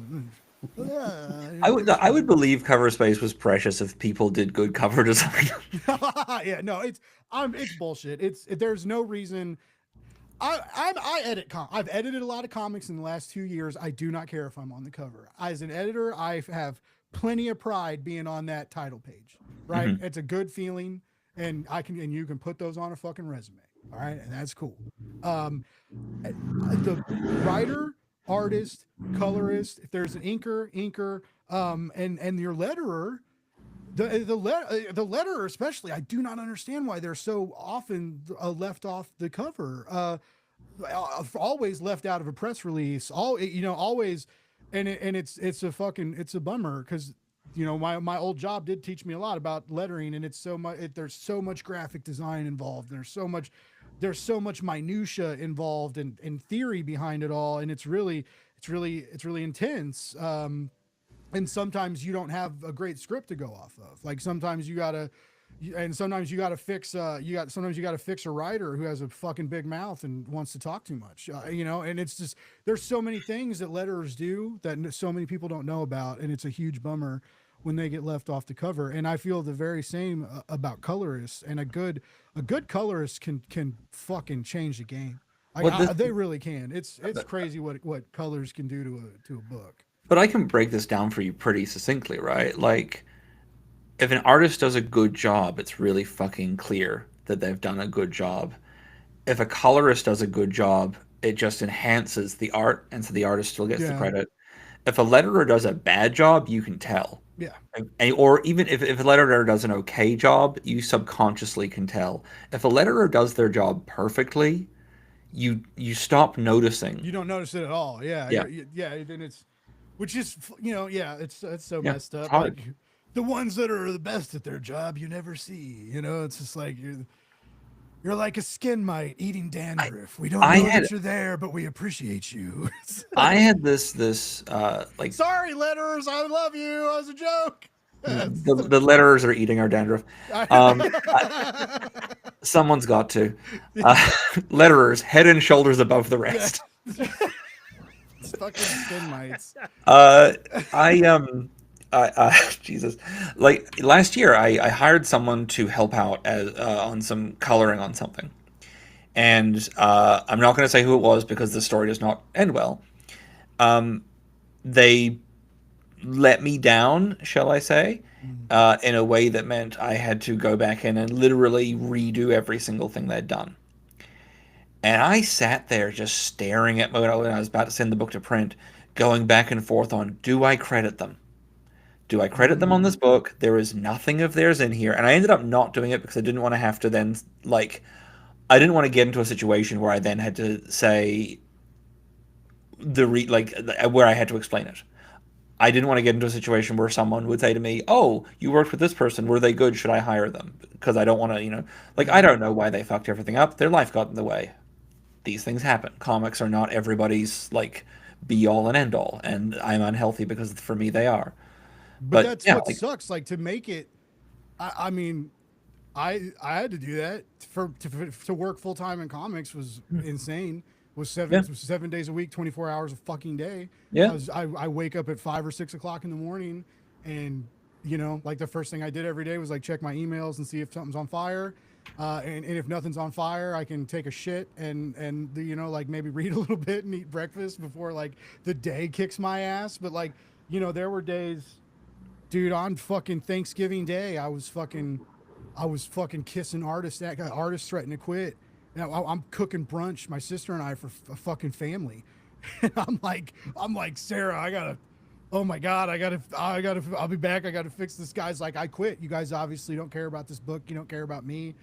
And like, I'm having to figure out what happened. And like an invoice got missed. And like, I'm sending messages, making sure this, and this is on Thanksgiving morning. Who fucking does that? This idiot.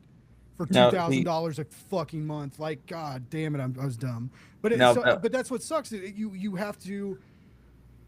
You can't like. Maybe it won't be like that forever. But I'm not an artist. I'm not a great writer. I'm a decent copywriter, and I was good at running a team. I was good at keeping deadlines. I was good at clients liked me. Clients liked me a lot. Clients liked talking to me and dealing with me, and they knew I would get shit done. But yeah, to get my foot in the industry, it was it ended up just being like, I'll do whatever you need me to, and scared to ask for more money, and it was like that till it broke me. That sucks, and it's one of these like one of Chase these your difficult dreams, kids. well Sorry. it comes down to this thing Chris, that keep making comics. It's great. like no one asked us to be here though. Like No, there's yeah. and that sucks. Like no one should exploit anyone else. Yes. But sometimes we have to exploit ourselves in order to get the place we want to be, or to be around the thing we want to be around. Like, Yeah. I mean, I here I am in my office. When I moved into an apartment last year, and my main concern was not, is this apartment good or nice? It is, how short is the walk from my apartment to my office? It is 9 minutes, and as a result, I live in a pretty bad part of town. And I arrive here at 4 a.m. every day because I know that the crosswalk signals change at 4:30, and it will take me a lot longer to get here if I leave my house that late. And that's healthy and normal to me. This is what I do. And when young people tell me they want to work in comics or they want to be a writer or whatever, I always tell them about the thing that like I think is probably the most unpleasant thing I've ever been through. I signed on for a book without technically reading the contract, and I'd pitched them 3 64-page books, and they'd come back to me and made an offer where they met my page rate, but they wanted 2 books. And I was like, okay, disappointing, but fine, I can make it work. And I had 3 months to get them the first book. Or I had 4 months to get them the first book. And so I was working on something else because I was like, fuck, that's a lot of time. I'm fine. And about 3 weeks in, I get a message from the editor saying like, hey, we're pretty worried. You haven't sent us anything. I'm like, yeah, it's like 2 months of work you've given me. And they're like, what do you mean? I'm like, it's 64 pages. Don't worry. And they say, Richard, it's 2 books, each containing 3 64-page stories. We need 192 pages from you, full color, by the 1st of April. And so I just moved into my office full time, and I bulk ordered water and adult premium body wipes so I wouldn't have to go home to shower. And now I have a chemical burn in a certain place, and not the toe one. And like I lost my fucking mind. I spent all my time like hiding from security because we're not meant to be here overnight, obviously. And here's the thing though, like when I was doing it, it felt so fun and I felt so alive. I was like having a slumber party with all my characters 24/7. I was thinking about nothing but comics. And so when I talk about like having like there's no hot water in this building, so I'm having to boil an electric kettle to get hot water so that I can like slightly clean myself better or like make anything resembling warm food. And like hovering over that and figuring out how far I can keep it away from certain pages as ink is drying on them so it doesn't like warp them. And it's the best. And I tell other people about it, and if they say that sounds terrible, I say you shouldn't be a writer then, because like the reality is it's gonna be like that at some point. Yeah. And sometimes it won't. Sometimes it can be great. You know, like I have had a wonderful day. I got here at 4. I applied for 3 more conventions because good choices being made well, and I drew a cover. I colored a cover for a new book that's being announced tomorrow, and then I got to have like 30 minutes off at 9 a.m. and I got to like go for a walk, buy a record. It was great. You've That's always good. been good at that, though. You go for a lot of walks. You go to movies a lot. Is that part of a thing to keep you normal and get like, is that you making yourself get away from the office a little bit? It's a couple of things. One, I love movies. 2, like I live in Hollywood, so there's 3 different movie theaters within 10 minutes of me on foot. Like there's literally a movie theater exactly halfway between my office and my home, and that's fucking great. And I the only time I don't really feel guilty for not working is if I'm watching a film because I can be thinking about like, oh, what decisions are they making? What would I do? Okay. And then at the same time, some fuck on the internet a couple of years ago made some comments that I only got as many books done as I do because I don't have any work-life balance. And I didn't know this person, so obviously I fully stalked them. And I found this post from them where they were bragging about how they'd seen 50 movies that year. And I was like, those are dumb baby numbers for cowards. And so since then, I've been seeing between 5 and 10 movies every week in theaters because I do not watch movies at home. And it's been great. And the thing is, like, I can just sleep less. Like, I'm down to 3 hours a night at the moment, which is powerful. Sleep is just death practice, and I don't need it. So, just living my best life. You're insane. I wish 3 I could hours a sleep 3 night? hours. Like, okay, let me tell you a little story, as I am wont to do. I was doing a show in Cleveland, like 2-3 months ago now, I think. And I am, I'm a guest of the show, but I'm not one of the higher level guests. So I'm not staying in the nice hotel near the convention center. I'm staying at the like Days Inn by Wyndham, 20 minutes away, and it's like an absolute shithole. If anyone has been to Cleveland and knows the Days Inn by Wyndham out there, that's a fucking rough. And I get there, and like every night the police get called at some point for something happening in the hotel. And it's technically a motel, I guess. Every night there is like some kind of chaos going on. My key card has to be renewed every single day for security reasons, they keep telling me. And they only have a Pepsi machine. I'm thinking to myself, I fucking hate this. I got to make sure I stay somewhere better next year. I'm never coming back here. It was the last night of the con. I'd gone out with my friend, and we'd gone back to his hotel room, and I'd seen how nice it was, and I was like, all right, this is the life I want to live. What am I doing? So I go back to my spot. It's like maybe 1 a.m. on a Monday morning at this point, and I come into the lobby, and there is this elderly woman sitting, holding a Monopoly set, and she looks up at me and she says, "You like old pussy?"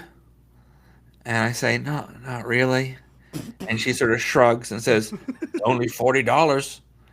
And I'm like, Well, that's a steal. I'm okay. And so I go up to my room, and I just sit there thinking, like, what the fuck am I doing? Like, I don't want to have sex with women, obviously, but like, I do want to know why she had the Monopoly set. And for $40, I could have asked. Found out. You know? You could have passed go. I could have. That was good. Laugh, motherfuckers. That was genuinely well done. Keeping it moist, my friend. And so I'm thinking about this. I'm debating: do I just go down there? I've got a lot of cash on me because I've just done a convention and sold a lot of dick pics. Like, do I just go give her $40 and ask her why the fuck she has Monopoly? And then I hear, and I'm on the second floor of a 2-story motel, not to brag, and I hear this car screech into the parking lot. It's been maybe 25 minutes at this point. This car screeches into the parking lot. I look out my window. I see the passenger door open, and I see the old woman shoved out of the car onto the ground, and the car like drives off. The woman, with her Monopoly set still under her arm, throws it at the car and starts screaming, "I fucking hate you! Fuck you! I'll fucking kill you!" She then uses her elbow to smash through the window of another car, hops in, hotwires the fucking thing, and takes off after this car out of the parking lot. And I'm like, I am staying here every year for the rest of my life. This is my Cleveland spot. Like, that's when you get to live that. Like, that's being a writer. That's the fucking like living life, enjoying every goddamn minute. Yeah. It's fantastic.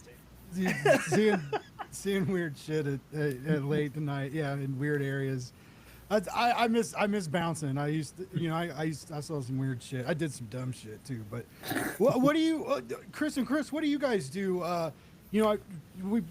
We mentioned, like with Richard's intense schedule, and when you're not, barricading yourself in your office with like your bottled water and your boil pot and a box of toilet paper and a box of ramen, I guess, just like, this is comics, like. Want to be clear, it's tins of tuna, microwaved rice, and Nando's peri peri sauce. Okay. That's the fucking key to like the 1 minute meal prep every day. 1 minute meal prep. What do you guys do?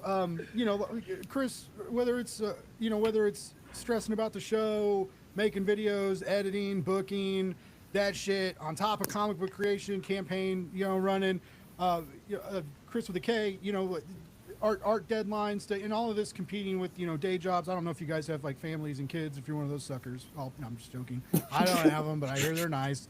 But what do you guys do to kind of step away? I mean, you go for walks. I wrestle with the dogs. I love cooking.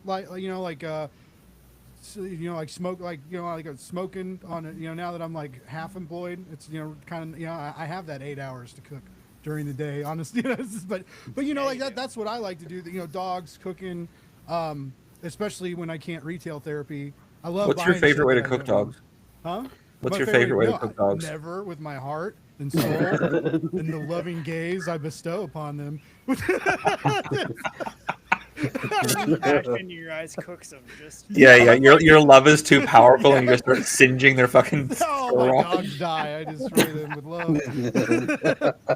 No, but like, what do you guys do when you get stressed to clear your head and get rid of that weird shit bogging you down? Yeah, I do have a full-time like Monday through Friday gig, and then like I just have to be intentional with how I spend my time. You'll notice the intentional word coming up a lot. That's like I'm super focused on that specifically this year instead of just saying yes to everything. Because then you burn the candle at 7 ends and you're suddenly like, I have nothing to give anybody. Mm-hmm. And that's not healthy. And so, like, I set a very rigid schedule for my show. I found tools to, God, this sounds so fucking corporate. I found tools to, like, enhance my efficiency. And so, like, I'm spending less time. I used to stress about my schedule all the time. And now I found a tool, and I just send people the link, and they find a time that works for them. Nice. And none of that's in Riverside, I'm guessing, either, right? None of it's in Riverside. Definitely not. Is it? Are you using? Is it Calendly? Calendly, that's the one. Nice. Yeah, I can set up like my availability. I set a whole bunch of parameters that I don't get double booked. It scrapes my Google Calendar before it even allows somebody to sign up for a date. So I live and die by my calendar anyway because I have the brain of a goldfish, and so like I don't remember stuff. If it's not on my calendar, it's not happening. So I put everything in my calendar, and then with the show, like I know like Father's Day, I blocked off the whole day, so no one can schedule that because I'm gonna either hang out with my dad or force my daughter to go grab dinner with me. Like one of the two is gonna happen. And so like it's just a matter of, for me it's very much pre-planning, and then once stuff happens and like I schedule stuff or whatever, like I just feel the freedom of like, cool, I don't have to worry about it. Like, all right, I know I have guests this weekend. Who they are, I have no idea. Like I don't, because it's in my calendar. I don't have to know right now. Like that's a Saturday me thing. And so Nice. like I set up a very set schedule of like what I do, when I do, and how I do it, and how much time I spend on it. And then outside of the show, like with Barricade Brigade, it was a lot of like, I'm an insomniac. So my wife is already in bed. She's been in bed probably for an hour and a half and wants me to shut up. But like I stay up, and so I'm up until like 1 or 2 a.m. and that's when I have time to do whatever creative thing I want to do, whether that's reading, whether that's drawing, whether that's writing, whether that's just sitting and staring at social media. Like that's the time for me to just reset and do a thing that I want to do. And like that's how I just kind of, I don't know if that answers the question at all, but like No, that's, I mean it's all like intentional. it does and it didn't. But you don't. But, I mean, it's no. Okay. It's but you know instead of like. Instead of like going out, like you don't go out to, you don't go necessarily go watch movies, but you, it seems like the schedule lets you keep a fairly healthy work-life play balance, and because of that balance, you maybe don't feel that need to escape or be cramped or be suffocated, right? That intense schedule keeping kind of, it helps, like you said, it helps keep you sane, so that's that's cool. Like I've had the 70-hour work weeks. I've had the like I work 3 jobs and all of them are 30 hours a week, and on top of like, being in relationships and being like all of my I have 4 parents and like child of divorce, so everything's double. Yeah. But like all 4 of them have health issues, and I'm the one that lives in Ohio. My sister lives 5,000 miles away in Montana. So like I am the one that's taking care of them and taking them, like that's stressful as shit. But the time that I have in my car driving all over the damn state, like that's when I can turn on music and turn it up and just vibe out to the music. That's an easy win for me. With work, if stuff gets awful, I'll throw on my headphones and I will go for a walk around my neighborhood and just blast to whatever I need to work through it. And so music helps me reset and like release a lot of that shit. And then I can be like, okay, cool, I got it out. So now I can just move on. And my wife says I compartmentalize things and I like say emotions. I only have so much capacity. Like I don't have time. You're being intentional. Yeah, like I'm intentional with what I'm concerned about. And if it doesn't bother me day to day, then it doesn't necessitate me spending brain energy on it, and I don't. That's cool, and I'm with you about it. I'm not like the biggest music nerd, but like even when like when I got fired, I canceled everything, right? All my streaming services, the comic streaming, it didn't get canceled. Tidal, because I'm not listening to music with advertisements. Oh no, like that's like the absolute worst. And then and so yeah, it's just like that's like the one thing, I was like, I'll fucking go later. I'll overdraw my bank account. Or fuck it, it's worth $28 if I just can't, when everything sucks to not have fucking music, right? Like I can go without weed. I love weed. I can go without that if I have to, if I'm broke. But like, dude, if I can't smoke or listen to music, like oh my god, like that'd be terrible. Like you got to have some kind of vice, and if you can't have a vice, you got to have a fucking playlist.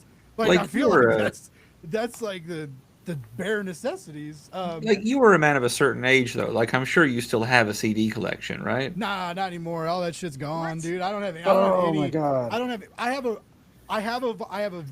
20 vinyl. I got into vinyl for a little bit, and I bought a high dollar record player off Craigslist from a dude getting divorced. And it was like a $400 record. I got it for $120, dude. Way and to like capitalize. and well, and then it was in like Missouri. I live in Kansas City, Missouri, and so like Kansas Overland Park, Kansas is fairly close, and it's a pretty high dollar for the most part. It's a high dollar neighborhood, and their joke in Kansas City is like fucking Johnson County people can't drive, and they're nice cars and they can't, but whatever. Like anyway, it's like the joke, but make the humor more regional. yeah.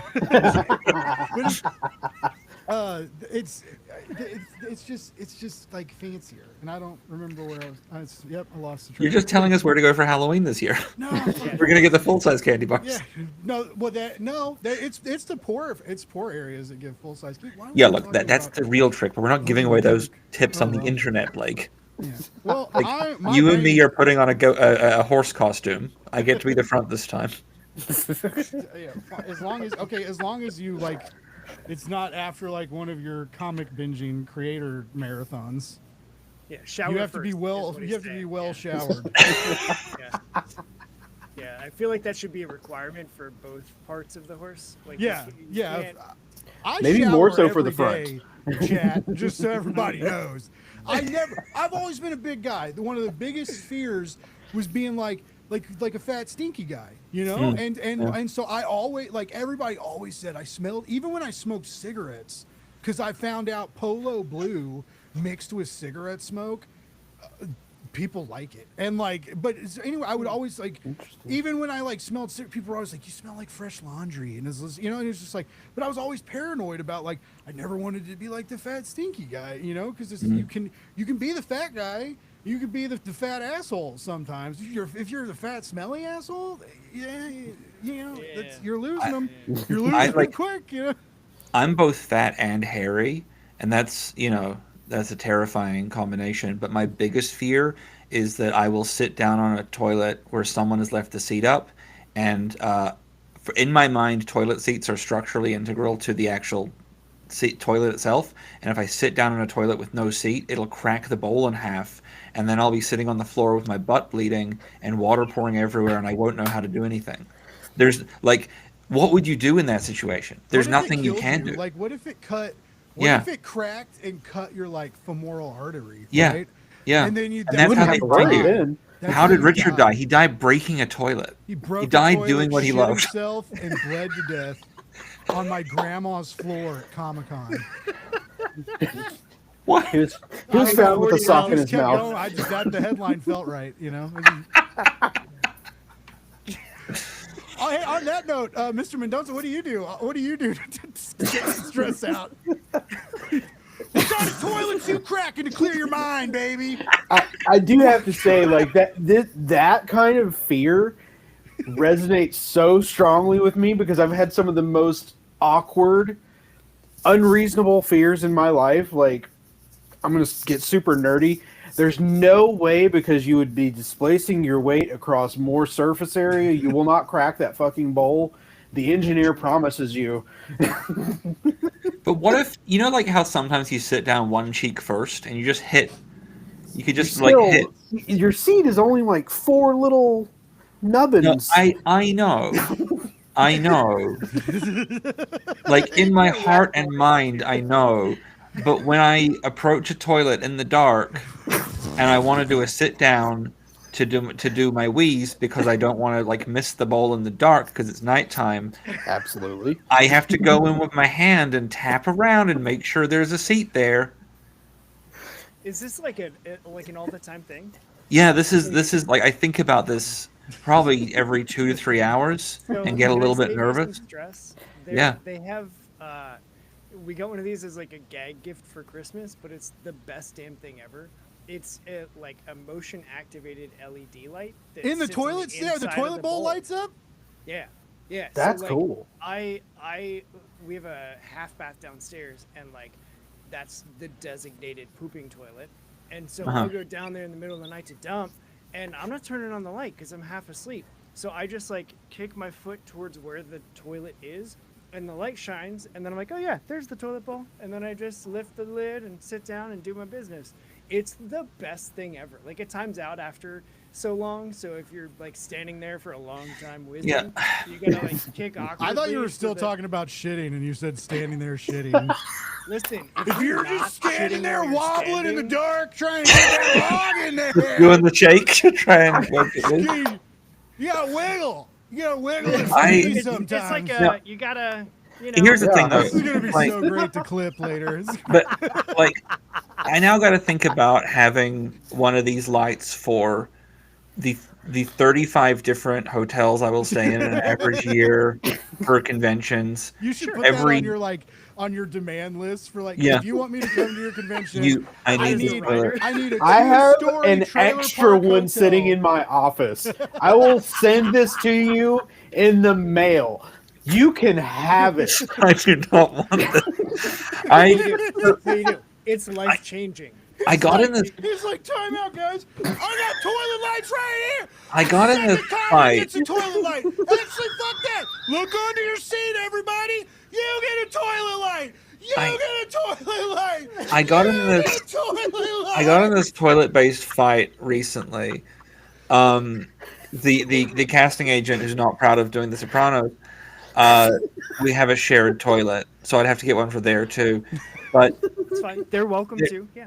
I hate these people, and they don't like that. They want my office because my office fucking rips dick and was a secret gay brothel in the 1950s, which is just the best.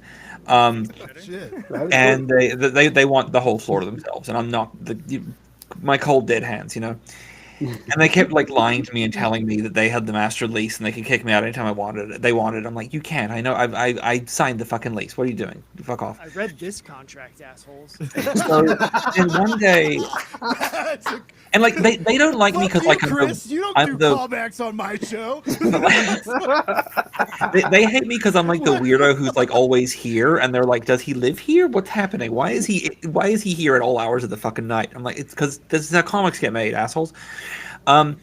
Anyway, so then one day, after like a lot of unpleasantness, they put a fucking calendar in the toilet. Like, they hung a calendar in the toilet. Now, like, the bathroom it's not like multiple stalls. It's like a small room with a toilet and a sink, and that's it. And they put up a fucking calendar in there. Okay? And I'm like, this is like territorial, right? So obviously I just start like writing down good shits that I do with like Obviously. and they don't say anything, they don't respond, so I'm like, all right, up a level. So I start scheduling in shits for myself for the future.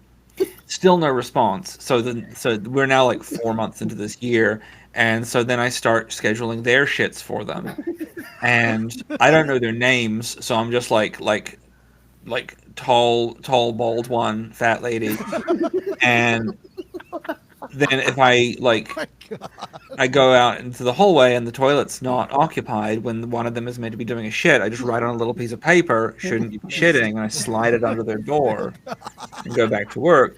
And they're still not responding, so I'm like, I gotta increase this. So the end of the year comes around, and I'm in here January 1st, and I take down that fucking calendar and I very aggressively throw it into the trash, and like the open trash that's in the toilet where you're just meant to put your like paper towels from drying your hands, so they will see it when they come in. And I put up a height chart, and I put my own height on there, and then every week I remeasure, and I'm lying, right? But I do pretend that I'm growing a quarter inch taller to intimidate. So they'll know I'm a big boy. Now, then I decide I'm here a lot. I want some comfort. I'm going to install a bidet. So I install one of the little clip-on ones. Yeah. And this is when they retaliate. The height chart disappears and my bidet disappears. I love how that was No. the straw. No. I'm so angry still. And that was 5 years ago now, and I'm not over it. Oh yeah, the way you were talking about it, I thought this was like going. like- I thought this was like Yeah. a recent thing. You were like, 2025. they want to take my office. I'm taking their bathroom. Fuck them. I've been in this room for 9 years. Someone bring the key. I still want to go. I still want to go back to everybody talking about how they go to the bathroom in the dark, because I've been thinking about this the whole fucking time. Do you ever just like straddle the seat like a youth group leader I backwards? go into the bathroom and we have a we have the weirdest laundry room. We have like a laundry room, and in the laundry room there's like this one toilet, just a random toilet in the laundry room. I've never done that.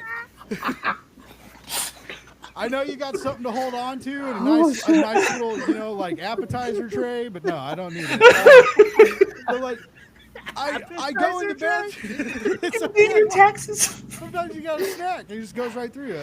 Like, but I walk into the bathroom and I fucking like, I'm like fumbling around. I'm like, oh, I got pissed. It's fucking 3 o'clock in the morning. And I hit the switch and I'm like, you know, and it's just like, and I do it every time. And then I turn the light out and then you go like instantly blind again because your eyes don't have time to adjust. And then, you know, and then I like stumble back to bed. But like, yeah, I've never thought about just trying to be like, where's the water? There it is. But I've seen advertisements for like the toilet lights that like you lift up the seat and it lights up, or I've thought, but yeah, I've just always done it. Like Just always $7 go, at walk into Walmart. the bathroom, and we have like the brightest bathrooms in fucking exist. Like, because if you go into the laundry room bathroom, you just have this giant fluorescent laundry room light that's like, and you're like, and then, and then the bathroom is like.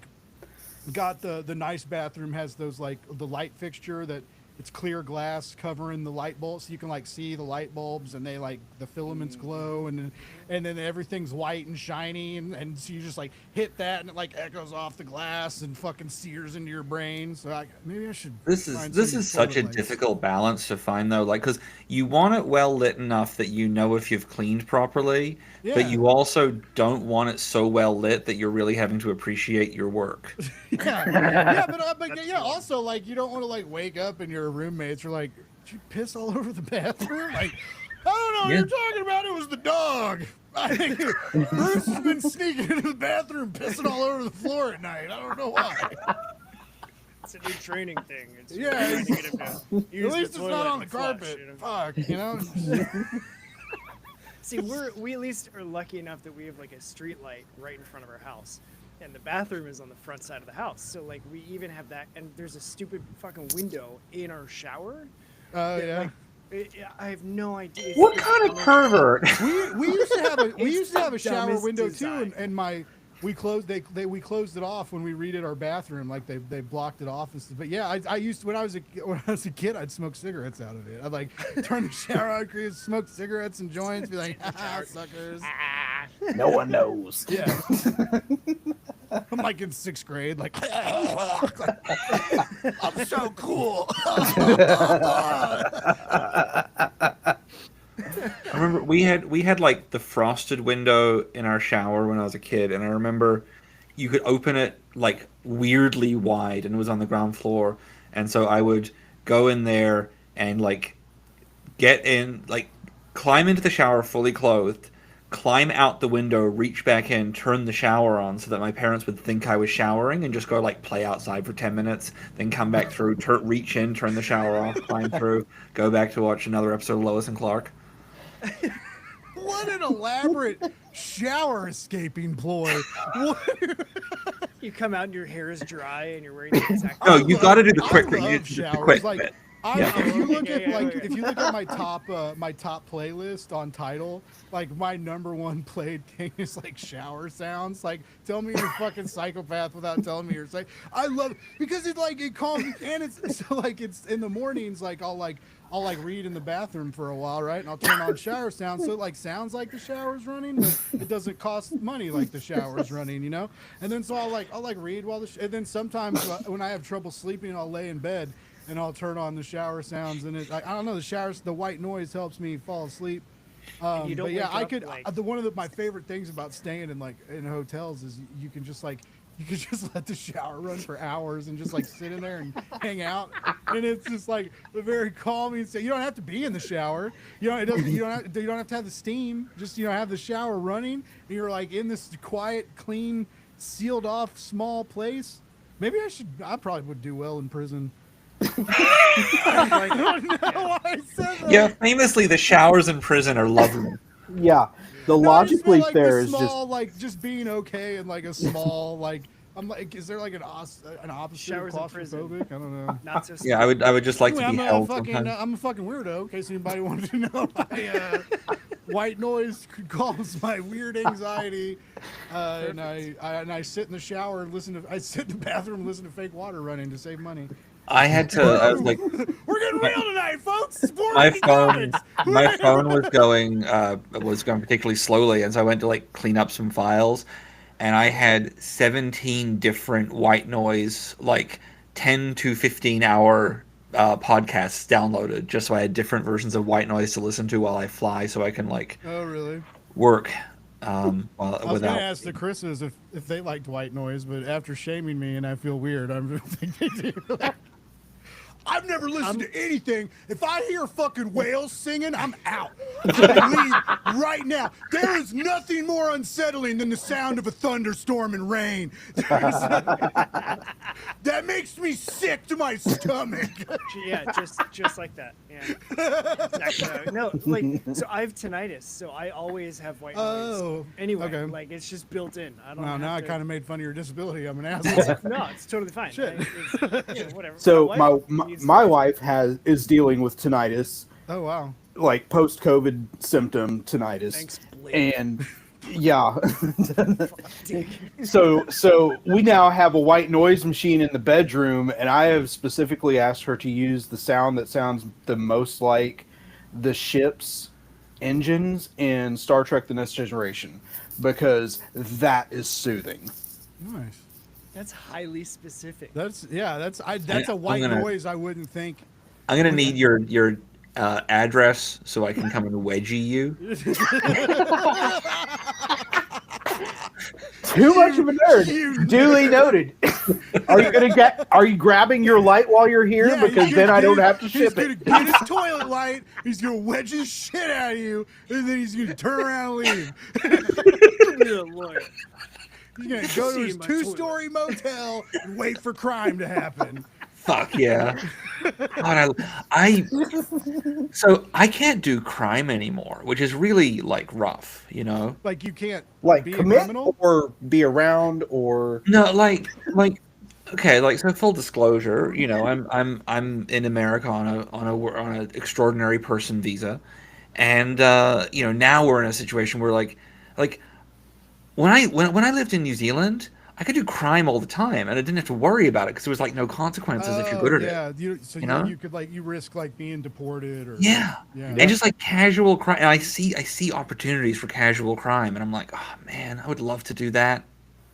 What's like the last time that you thought that? Like what crime would Yeah. you commit? Yeah, what did you see that you thought you could maybe Every get away single with? time I use a self checkout, every single goddamn oh time. my god, that is Yeah. the most tempting thing ever. Like, did you know that if you go to Walmart and you get the deep picture frames that stack on top of each other, that are $2 each, you can put fucking PlayStation games in between those bad boys. You walk up to the self checkout, you just scan one and just like scan the pile without ever taking them apart, and you get yourself Grand Theft Auto. Ironically, If you get out of the locked case, because Yeah, no, now you, everything's no, locked. yeah, you can't get the AAA shit. You got to get the stuff that's like essentially clearance, Like but you're the still getting dollar free stuff? games. it's fair. It's See, fair. I was Okay. there. Because I saw the people talking that they're like locking up all the toys and shit at Walmart, and I was there. My dad and I were there the other day, and they do all the toys, all the Legos, and it's all locked up now. And then they still, when you're like walking around looking at stuff, like a clerk will still come up and like look at you like you're about to steal something. Like, would you think I was gonna like smash the glass and run out of here with a box of Legos? Like, I'm just like, just yeah, but maybe GameStop. Like, look at me, I don't GameStop run. Yeah, right. Like you're gonna catch If me you- real quick. built GameStop for hollered speed. at me. I bought a Loungefly GameStop exclusive Charizard backpack a while back when I had money. I'm gonna need your address too. I needed things to put all my Pokemon Switch accessories in, Richard. Not helping. But I was in France last year, and this lovely Frenchman named Dynamo gave me a bunch of like rare Japanese Pokemon cards. you and- saw them? No, they're just like sitting behind me over there. I'm like, I don't know what the fuck to do with these. Dude, they're- They feel special. I don't want them. I Someone, have to give them away. Like I think the Japanese ones are worth money sometimes. Mhm. Or not like I don't know. They're all weird. Can you imagine me? Like, can you imagine like the amount of shit I remember every goddamn episode of James Bond Jr. I don't need more garbage in my head. I don't need to know how much a Pokemon card is worth.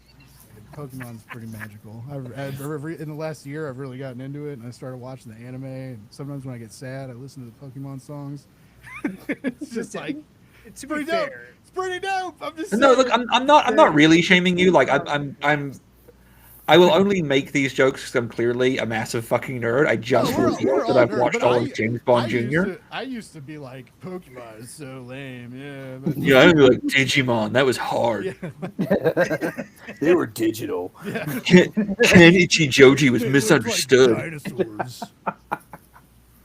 Pokemon are dragons. How come Gatomon had to stay in her champion form at all times? That's weird. the hyper specific details to Yeah. use and try to diss the I don't nerds need back. more shit in my mind. Like, Yeah, I told you I have this fucking cursed memory.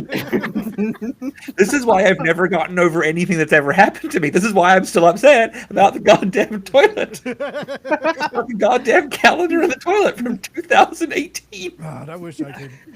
You would, Chris. It was so. I was thinking about this when you were talking about like your schedule and now, like how clearly you have like everything laid out and like for clients work stuff and for work, like I stay pretty organized, dude. But for my show, like week to week, I'm like going through my Facebook DMs and stuff, and I'm like, who did I message?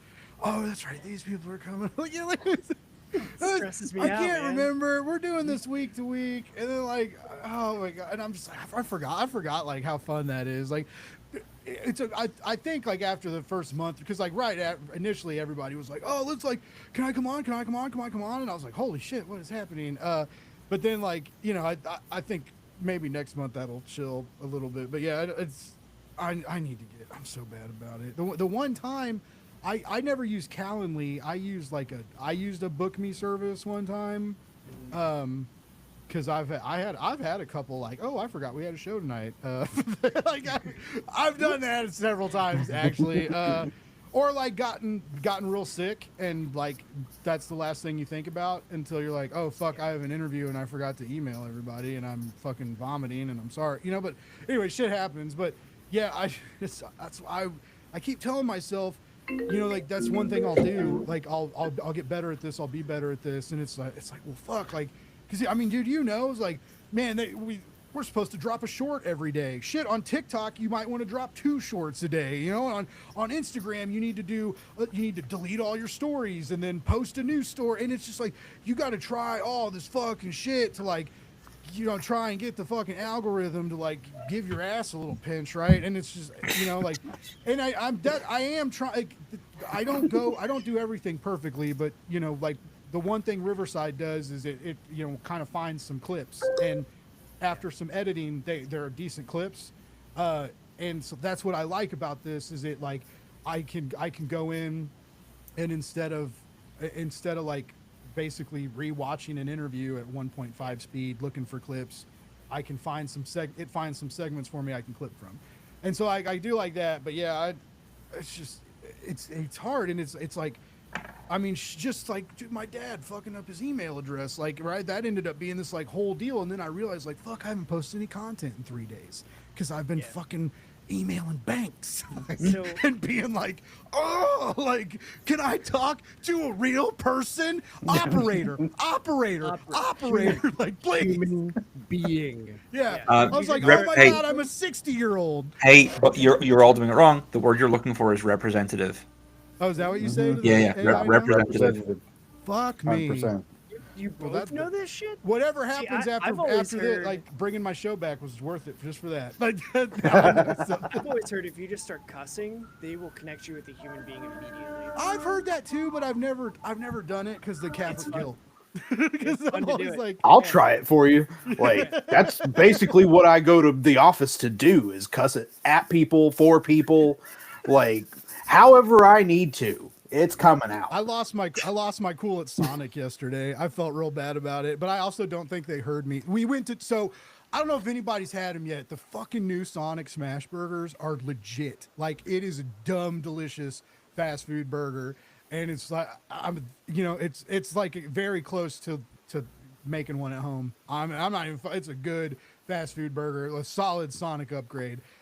So we've been like, we all had them. We were like, oh, it's good. So the other night, we're like, oh, let's go get Sonic. So we have a Sonic like right down the street. So we go down the street, and we go. There's no one there. So instead of parking in a stall, we go through the drive-thru. And we're at the drive-thru. We're trying to order, and they're like, yeah, well, I can't hear you. I can't hear you. We're like, what? Hello? Like, what? It's Matt. So I'm like, all right, let's go to a stall. So we pull up to a stall. We hit the deal. I was like, all right, we'll take your order. We're like, all right, we need some smash burgers. They're like, well, we can't hear you. We can't hear you. I'm like, what the hell do you mean you can't? Hello? And they're like, I'm so sorry, we can't hear you. So I'm like, what the fuck? I was like, fuck this one. So we go to this other Sonic like a few blocks away. Go to this other Sonic, we pull in. The first stall we pull in, the TV's dead. Like, what the fuck? So then we got to back up. We got to go into another stall with the TV. We hit the fucking button, right? And we're like, and they come on, they're like, hey, Sonic, what can we get you? I'm like, oh, yeah, we need some Smash Bros. Like, oh, we're sorry, we can't hear you. And I was like, what the fuck do you mean you can't hear me? Fuck you guys. I lost my mind. And then I was like, instantaneously, I was like, why are you blowing your top for a cheeseburger, bro? Like, goddamn. And then I felt all bad, and then we left, and I don't even think they heard me. But I was just like, we went to two fucking Sonics, man, and then today we figured it out. You got to order online and then you go pick it up. That's what you do. You don't talk to anybody, and we tipped the guy who brought our food out. So I was like, my dad was like, I hope they don't remember you told him to go fuck themselves yesterday. Wait, is your dad Yogi Bear? What was that?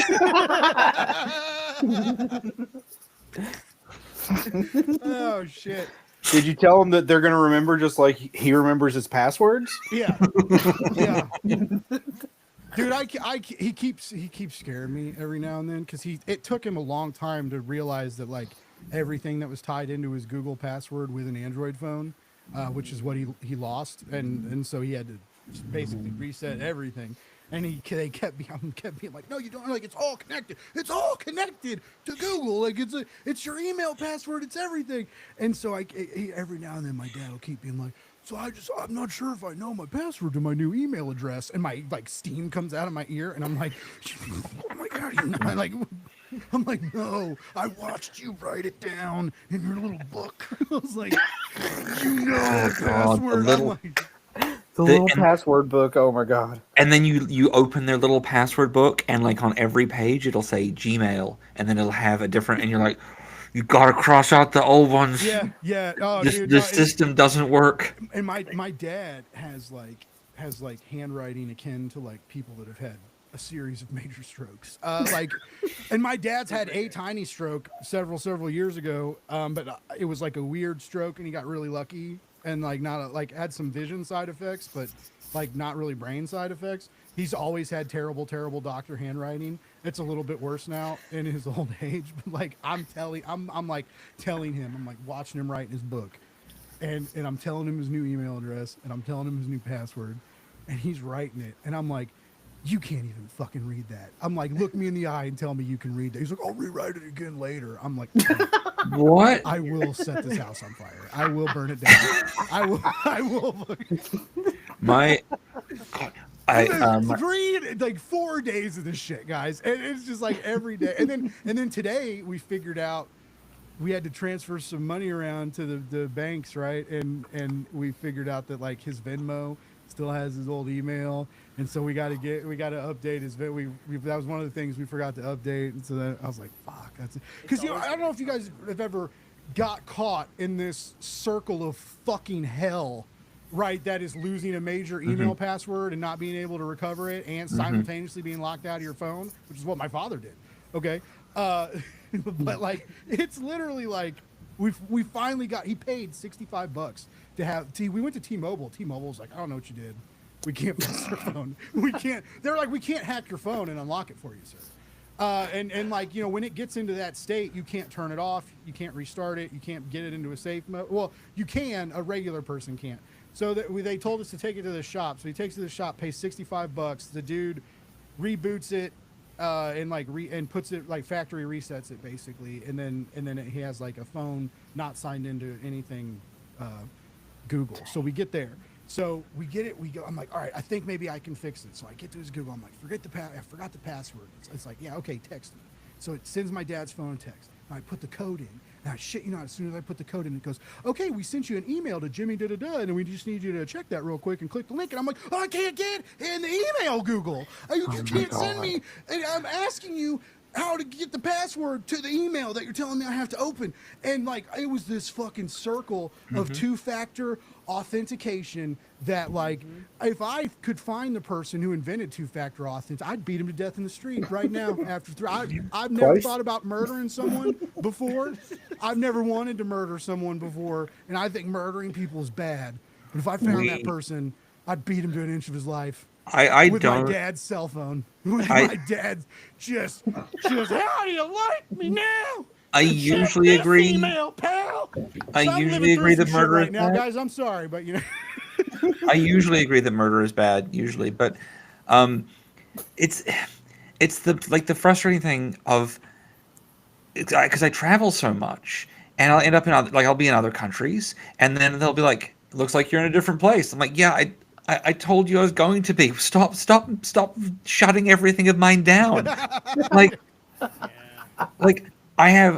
today I got a lovely surprise paycheck from the Australian government of all places for a video I recorded in 2017, and they pay me a big chunk of money every year for the license to continue using this video that features one of my books, and that's great. Wow.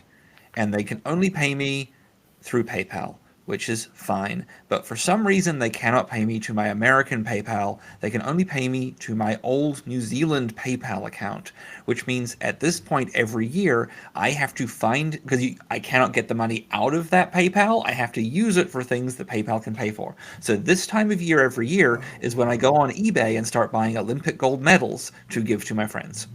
What the fuck else do you do with a big pile of PayPal money that you can't access? That's fucking ridiculous. Oh my god. That's great. I had my very dear friend Jim, who's now dead. He had the best old man password system. He had the little book. He wrote down all his passwords, and he asked me to like get something out of something on his email or something. And I said, "What's your password?" And he goes, "Oh, it's in the book. It's the last crossed out one." And what he would do is every time he needed a new password, he would write down a new password and cross out the previous one, but his actual password was the one before, so that if anyone ever stole the book, they wouldn't know. Because he just put a single line, so we could still read the last one. Wow. Yeah. That's fucking slick. genius. That's slick. smart. Yeah. Yeah. I mean, ideally, like $15 a year for a password manager. I don't yeah. have time for that shit. I mean, notebook. I use the one that's built into Google Chrome and my iPhone. Which was when my dad saw me like pull that up. It was like showing like a caveman fire. He was like, "Oh, that's right there." I was like, "Dude, you really want me to trip you out? Oh, this was on your old fucking phone too. You just didn't know how to use it, bro. Like, you had access to this shit for years, dog." That's great. I show my mom that stuff, and like, because she wanted a phone, because she's getting older, so she wants to be able to call us if she needs us. And my sister, being the genius that she is, gets her a brand new fucking iPhone. And I'm like, she needs a flip phone. What are you doing? She doesn't need all this shit. She doesn't need to film in 4K 120. Like, what the fuck? She's not going to be Montana. recording the babies in Apple Log, right? Like, yeah. She flew in from Montana, dropped an iPhone on my mom's lap, said Happy Mother's Day, and flew back to Montana. Here I am, like an asshole. Like, now I gotta teach her how to do everything. And so she just learned, she was trying to look at a picture, and she was saving like snippets of her pictures as stickers. And then she was confused when she was texting people because they were like partial pictures that she created of stickers that she was texting to me. I'm like, Mom, what the hell? Why do I have a picture of your leg? Like, what? And She was like, I don't know how it got there. I don't know how to make it go away. I need you to come over and just get rid of it. And I'm like, okay, all right, yeah, cool, okay, mom. my parents just refinanced, and they had to like send all these like signed form, and you don't have to fax shit now, right? Cell phone cameras are good enough. You take a picture of it and send the form. So, Yep. my mom's like, I sent the forms. They look fine to me. They say they're not. Oh no. I'm like, all right, let me. Oh, dude, I mean, like she was running while taking these pictures, bro. Like fucking blur vision, text scatter, yeah. Yeah. I was like, My mother will what photograph part of any you mail I thinks get. This is clear. Like, what the Oh my fuck? god. I was like, give me the fucking forms. I'll take pictures of them. God damn. I was just, I know they're getting old, but it's like, can you guys not see anymore? And you just don't say anything. But, Like, what's or the here- tipping point where you suddenly stop knowing how to do stuff that you knew how to do a week ago? yeah, that's my mom. Like, I know she doesn't use neither of them use computers anymore. They use cell phones and smart TVs and shit like that, right? But like, my mom was like a borderline accountant, like ran a bank, like a high up manager at a bank for many years, and then worked at Sprint for many years, lived and died in Excel spreadsheets and Office documents and even old Windows, right? So like, she knows how to move a mouse and do, but I mean, even her, like she gets lost and shit and can't. And I think a lot of it, I think they need a laptop now. I think they need a computer or something that's not a cell phone, that with a bigger screen, and with like more real estate to see what's going on. Cause I think maybe that would help, but yeah, it's just, oh fuck. But that's even me, like, through all this shit, like I'd be trying to do stuff on their cell phone, and I just be like, fuck it, I go get my MacBook. I'm like, this is stupid. We have a computer. I'm gonna do it this way, like I don't have to use the cell phone. But yeah, I know this is what everybody tuned in to watch. Yeah, we're having the conversation about we covered the depression. campaigns. This is where shit gets weird, but this is also where shit ends, because we are talking about weird shit 2.5 hours into the show. But real quick, I know with you guys left, I want to make sure, like I said, everybody's links to the campaigns are in the description. You guys can find them real easy. But Chris Mendoza, let's start with you, bud. Where's like your social media? You got cool Instagram, you got an artist shop, you got anything we can follow you, sign up for, or stuff like that?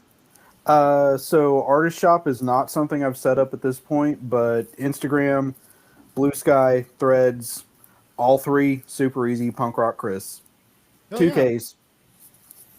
As long as it's not 3. Bingo.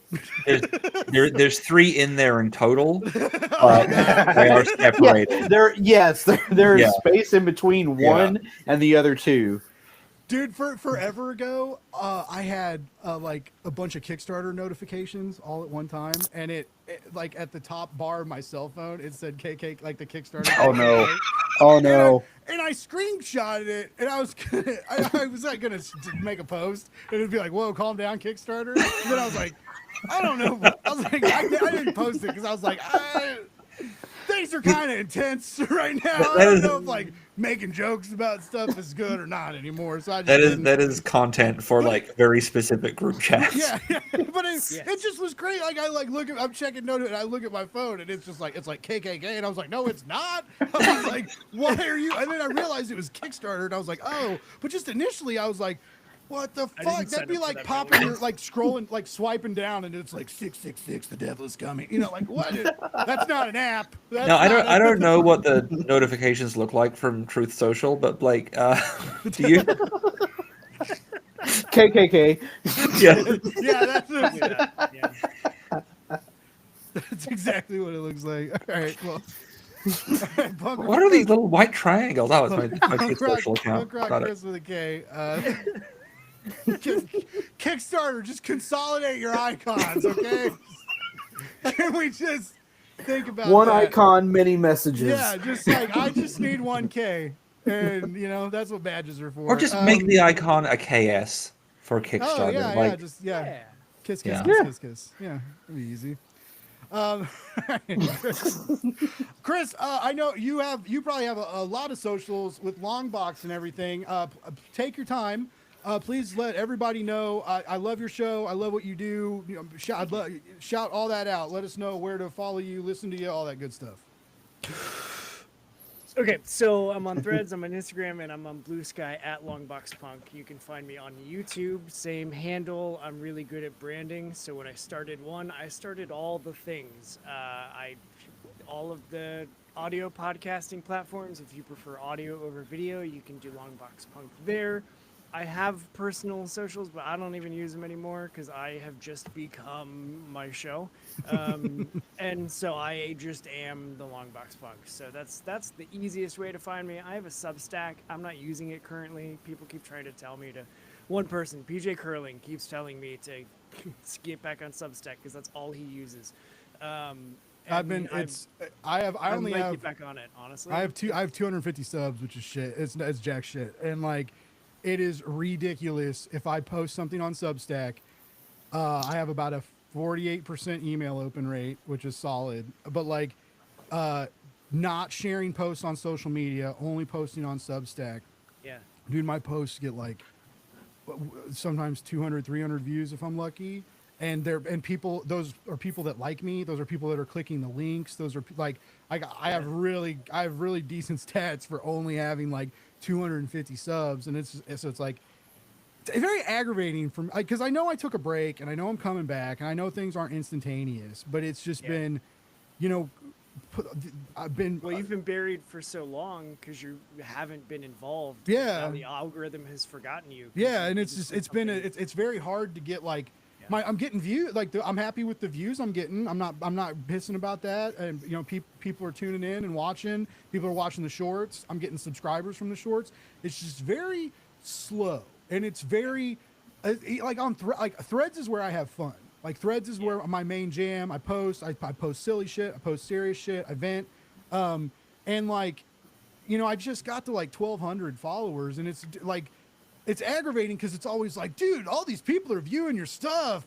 No one follows you because you suck. You know, it's like, but you know, so it's just it's weird because it's like, you know, I'm coming back and I'm trying to do things right or better.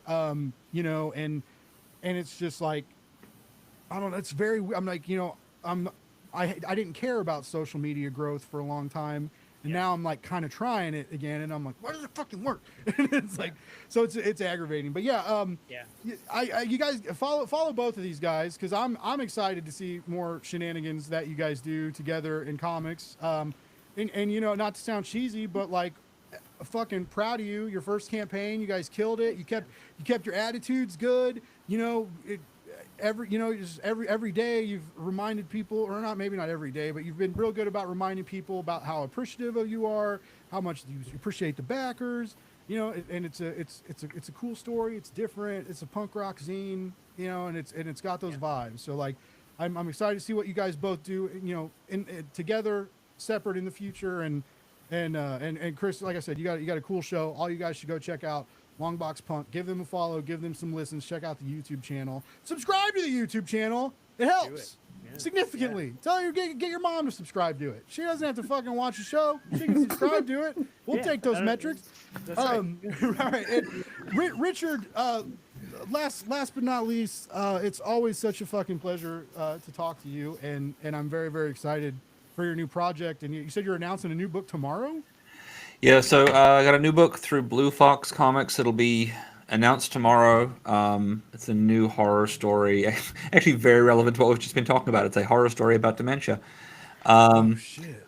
It's a ghost story that'll fucking punch you in the stomach. And then next week, I'll be announcing my next 100-page... I'm doing these little 100-page illustrated horror stories. They're not comics as such, but... like 50 illustrations, 50 sentences essentially. OGNs by myself every now and then. So I'm trying to put out one of those each month. So I'm announcing the new one of that next week. It's called Protected. And then two weeks from now, I'll be announcing my next book, which it might all fall apart and I might get murdered for doing it. And I don't say that lightly, but I may have stumbled across a really incompetent plan from some people who want to try and assassinate James Gunn, and I'm trying to assess whether I think it's genuine or not, and whether I can write a book about them without them knowing. Wow. I feel like all you got to do is change his name to like Jimmy Pistol. No, because I want to release. I want to director extraordinaire. I want to call it "What If I Saved James Gunn's Superman Movie" and Okay, release well, it the that's a hell same of a day as the title. film. No, well, then okay. So then all you got to do is call it a zine, and publish it as a zine, and you can do whatever you want. It'll be another graphic memoir. Why the fuck not? Well, that also gives you kind of free, because if it's about you and your life. Oh no, it's more that so. Oh fuck it! Like this is a small enough audience. Let's just pretend it's just the four of us. It's a small enough audience watching this that it won't ruin the book. A few weeks ago, I was on a train, and I overheard this man having a weird conversation, and I look over, and it seems very one-sided, and it's because he's communicating with a chat bot that is posing as Henry Cavill, and he's doing speech to text to respond. And obviously, I listened to everything, and I'm very fascinated as he is reassuring Henry Cavill that he is in fact beautiful, and that they will return Superman to his rightful place, and that they can have their film out by August once they shut down this other nonsense. Later that night, I'm at McDonald's, and I'm just on my phone eating my McNuggets, having a good time, and this hand slams my phone down onto the table, and this man yells at me, "How much is James Gunn paying you to follow me?"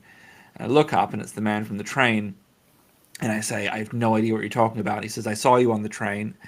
And I say, "Okay, I was on a train today. What are you talking about?" He said, "Well, you've never been here before." So then I was able to take out my phone and very proudly show him that I had, in fact, ordered on the McDonald's app from that location every day for the past 2 weeks.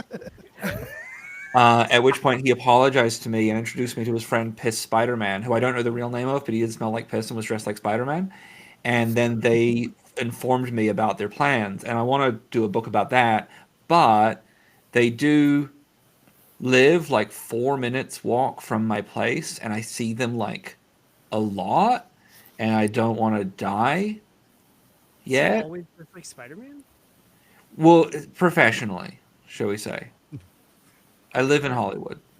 I don't know if he smells like piss professionally, but he certainly does. It's for the 4D theaters coming in 2020.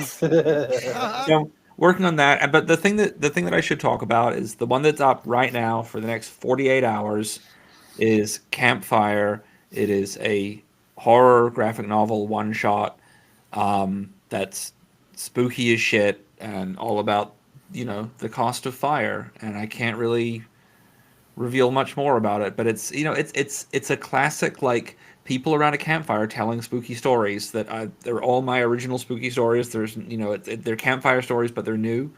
And what is the cost of not having one of your own? And people can go to kickrichard.com to get that. And I'm the only Richard Fairgray in the world, so if you look me up, you'll find me. And I'm on Bluesky, and I'm mildly funny there and wildly underappreciated for my great jokes. And coming soon, Dicks by Richard, and my book of superhero cocks should be out for San Diego Comic-Con. Hey, we got shit to look forward to, folks. That's all I heard. And I want to say it here first because I haven't said this anywhere else. I am doing a book, a comedy that will turn into a very dark drama that is called The Dick Pic of Dorian Gray. It's about a man who never updates his Grindr profile pictures, and they age and he doesn't. And the curse of it is that no one wants to hook up with him because his profile pictures make him look like a withered old creep. And the only people who are interested in him are people like me who like men over 60. But when we see him in person, he's just a fucking twink. Oh my god.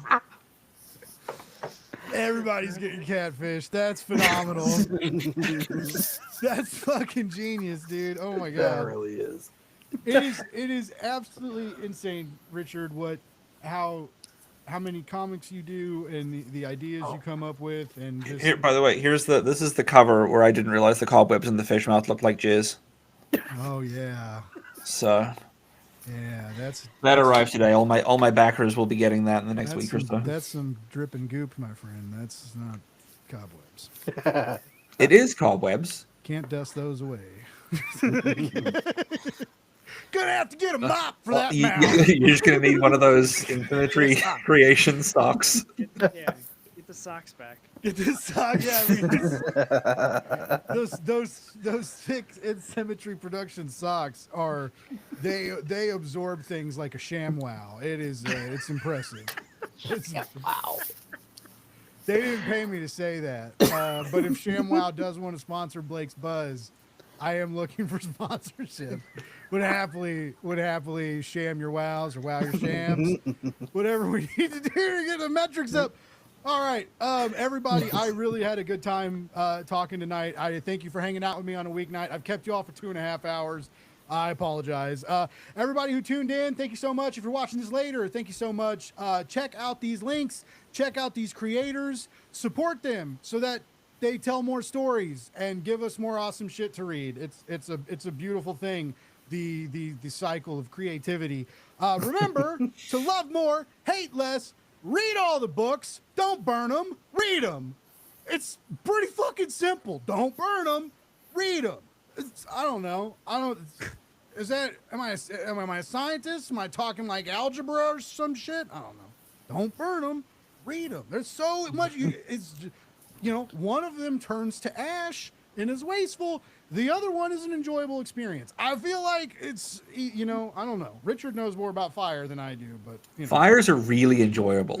Like this is, I don't want to endorse book burning, but gotta burn something, you know. But I mean, if you're out of fuel and need something to dance around,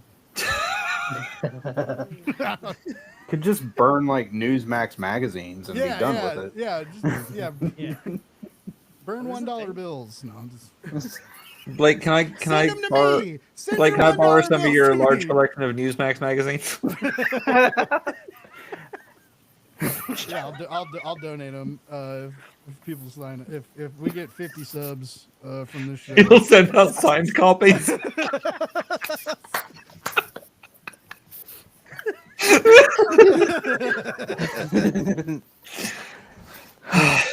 This is my gift from me to you. All right. Yeah.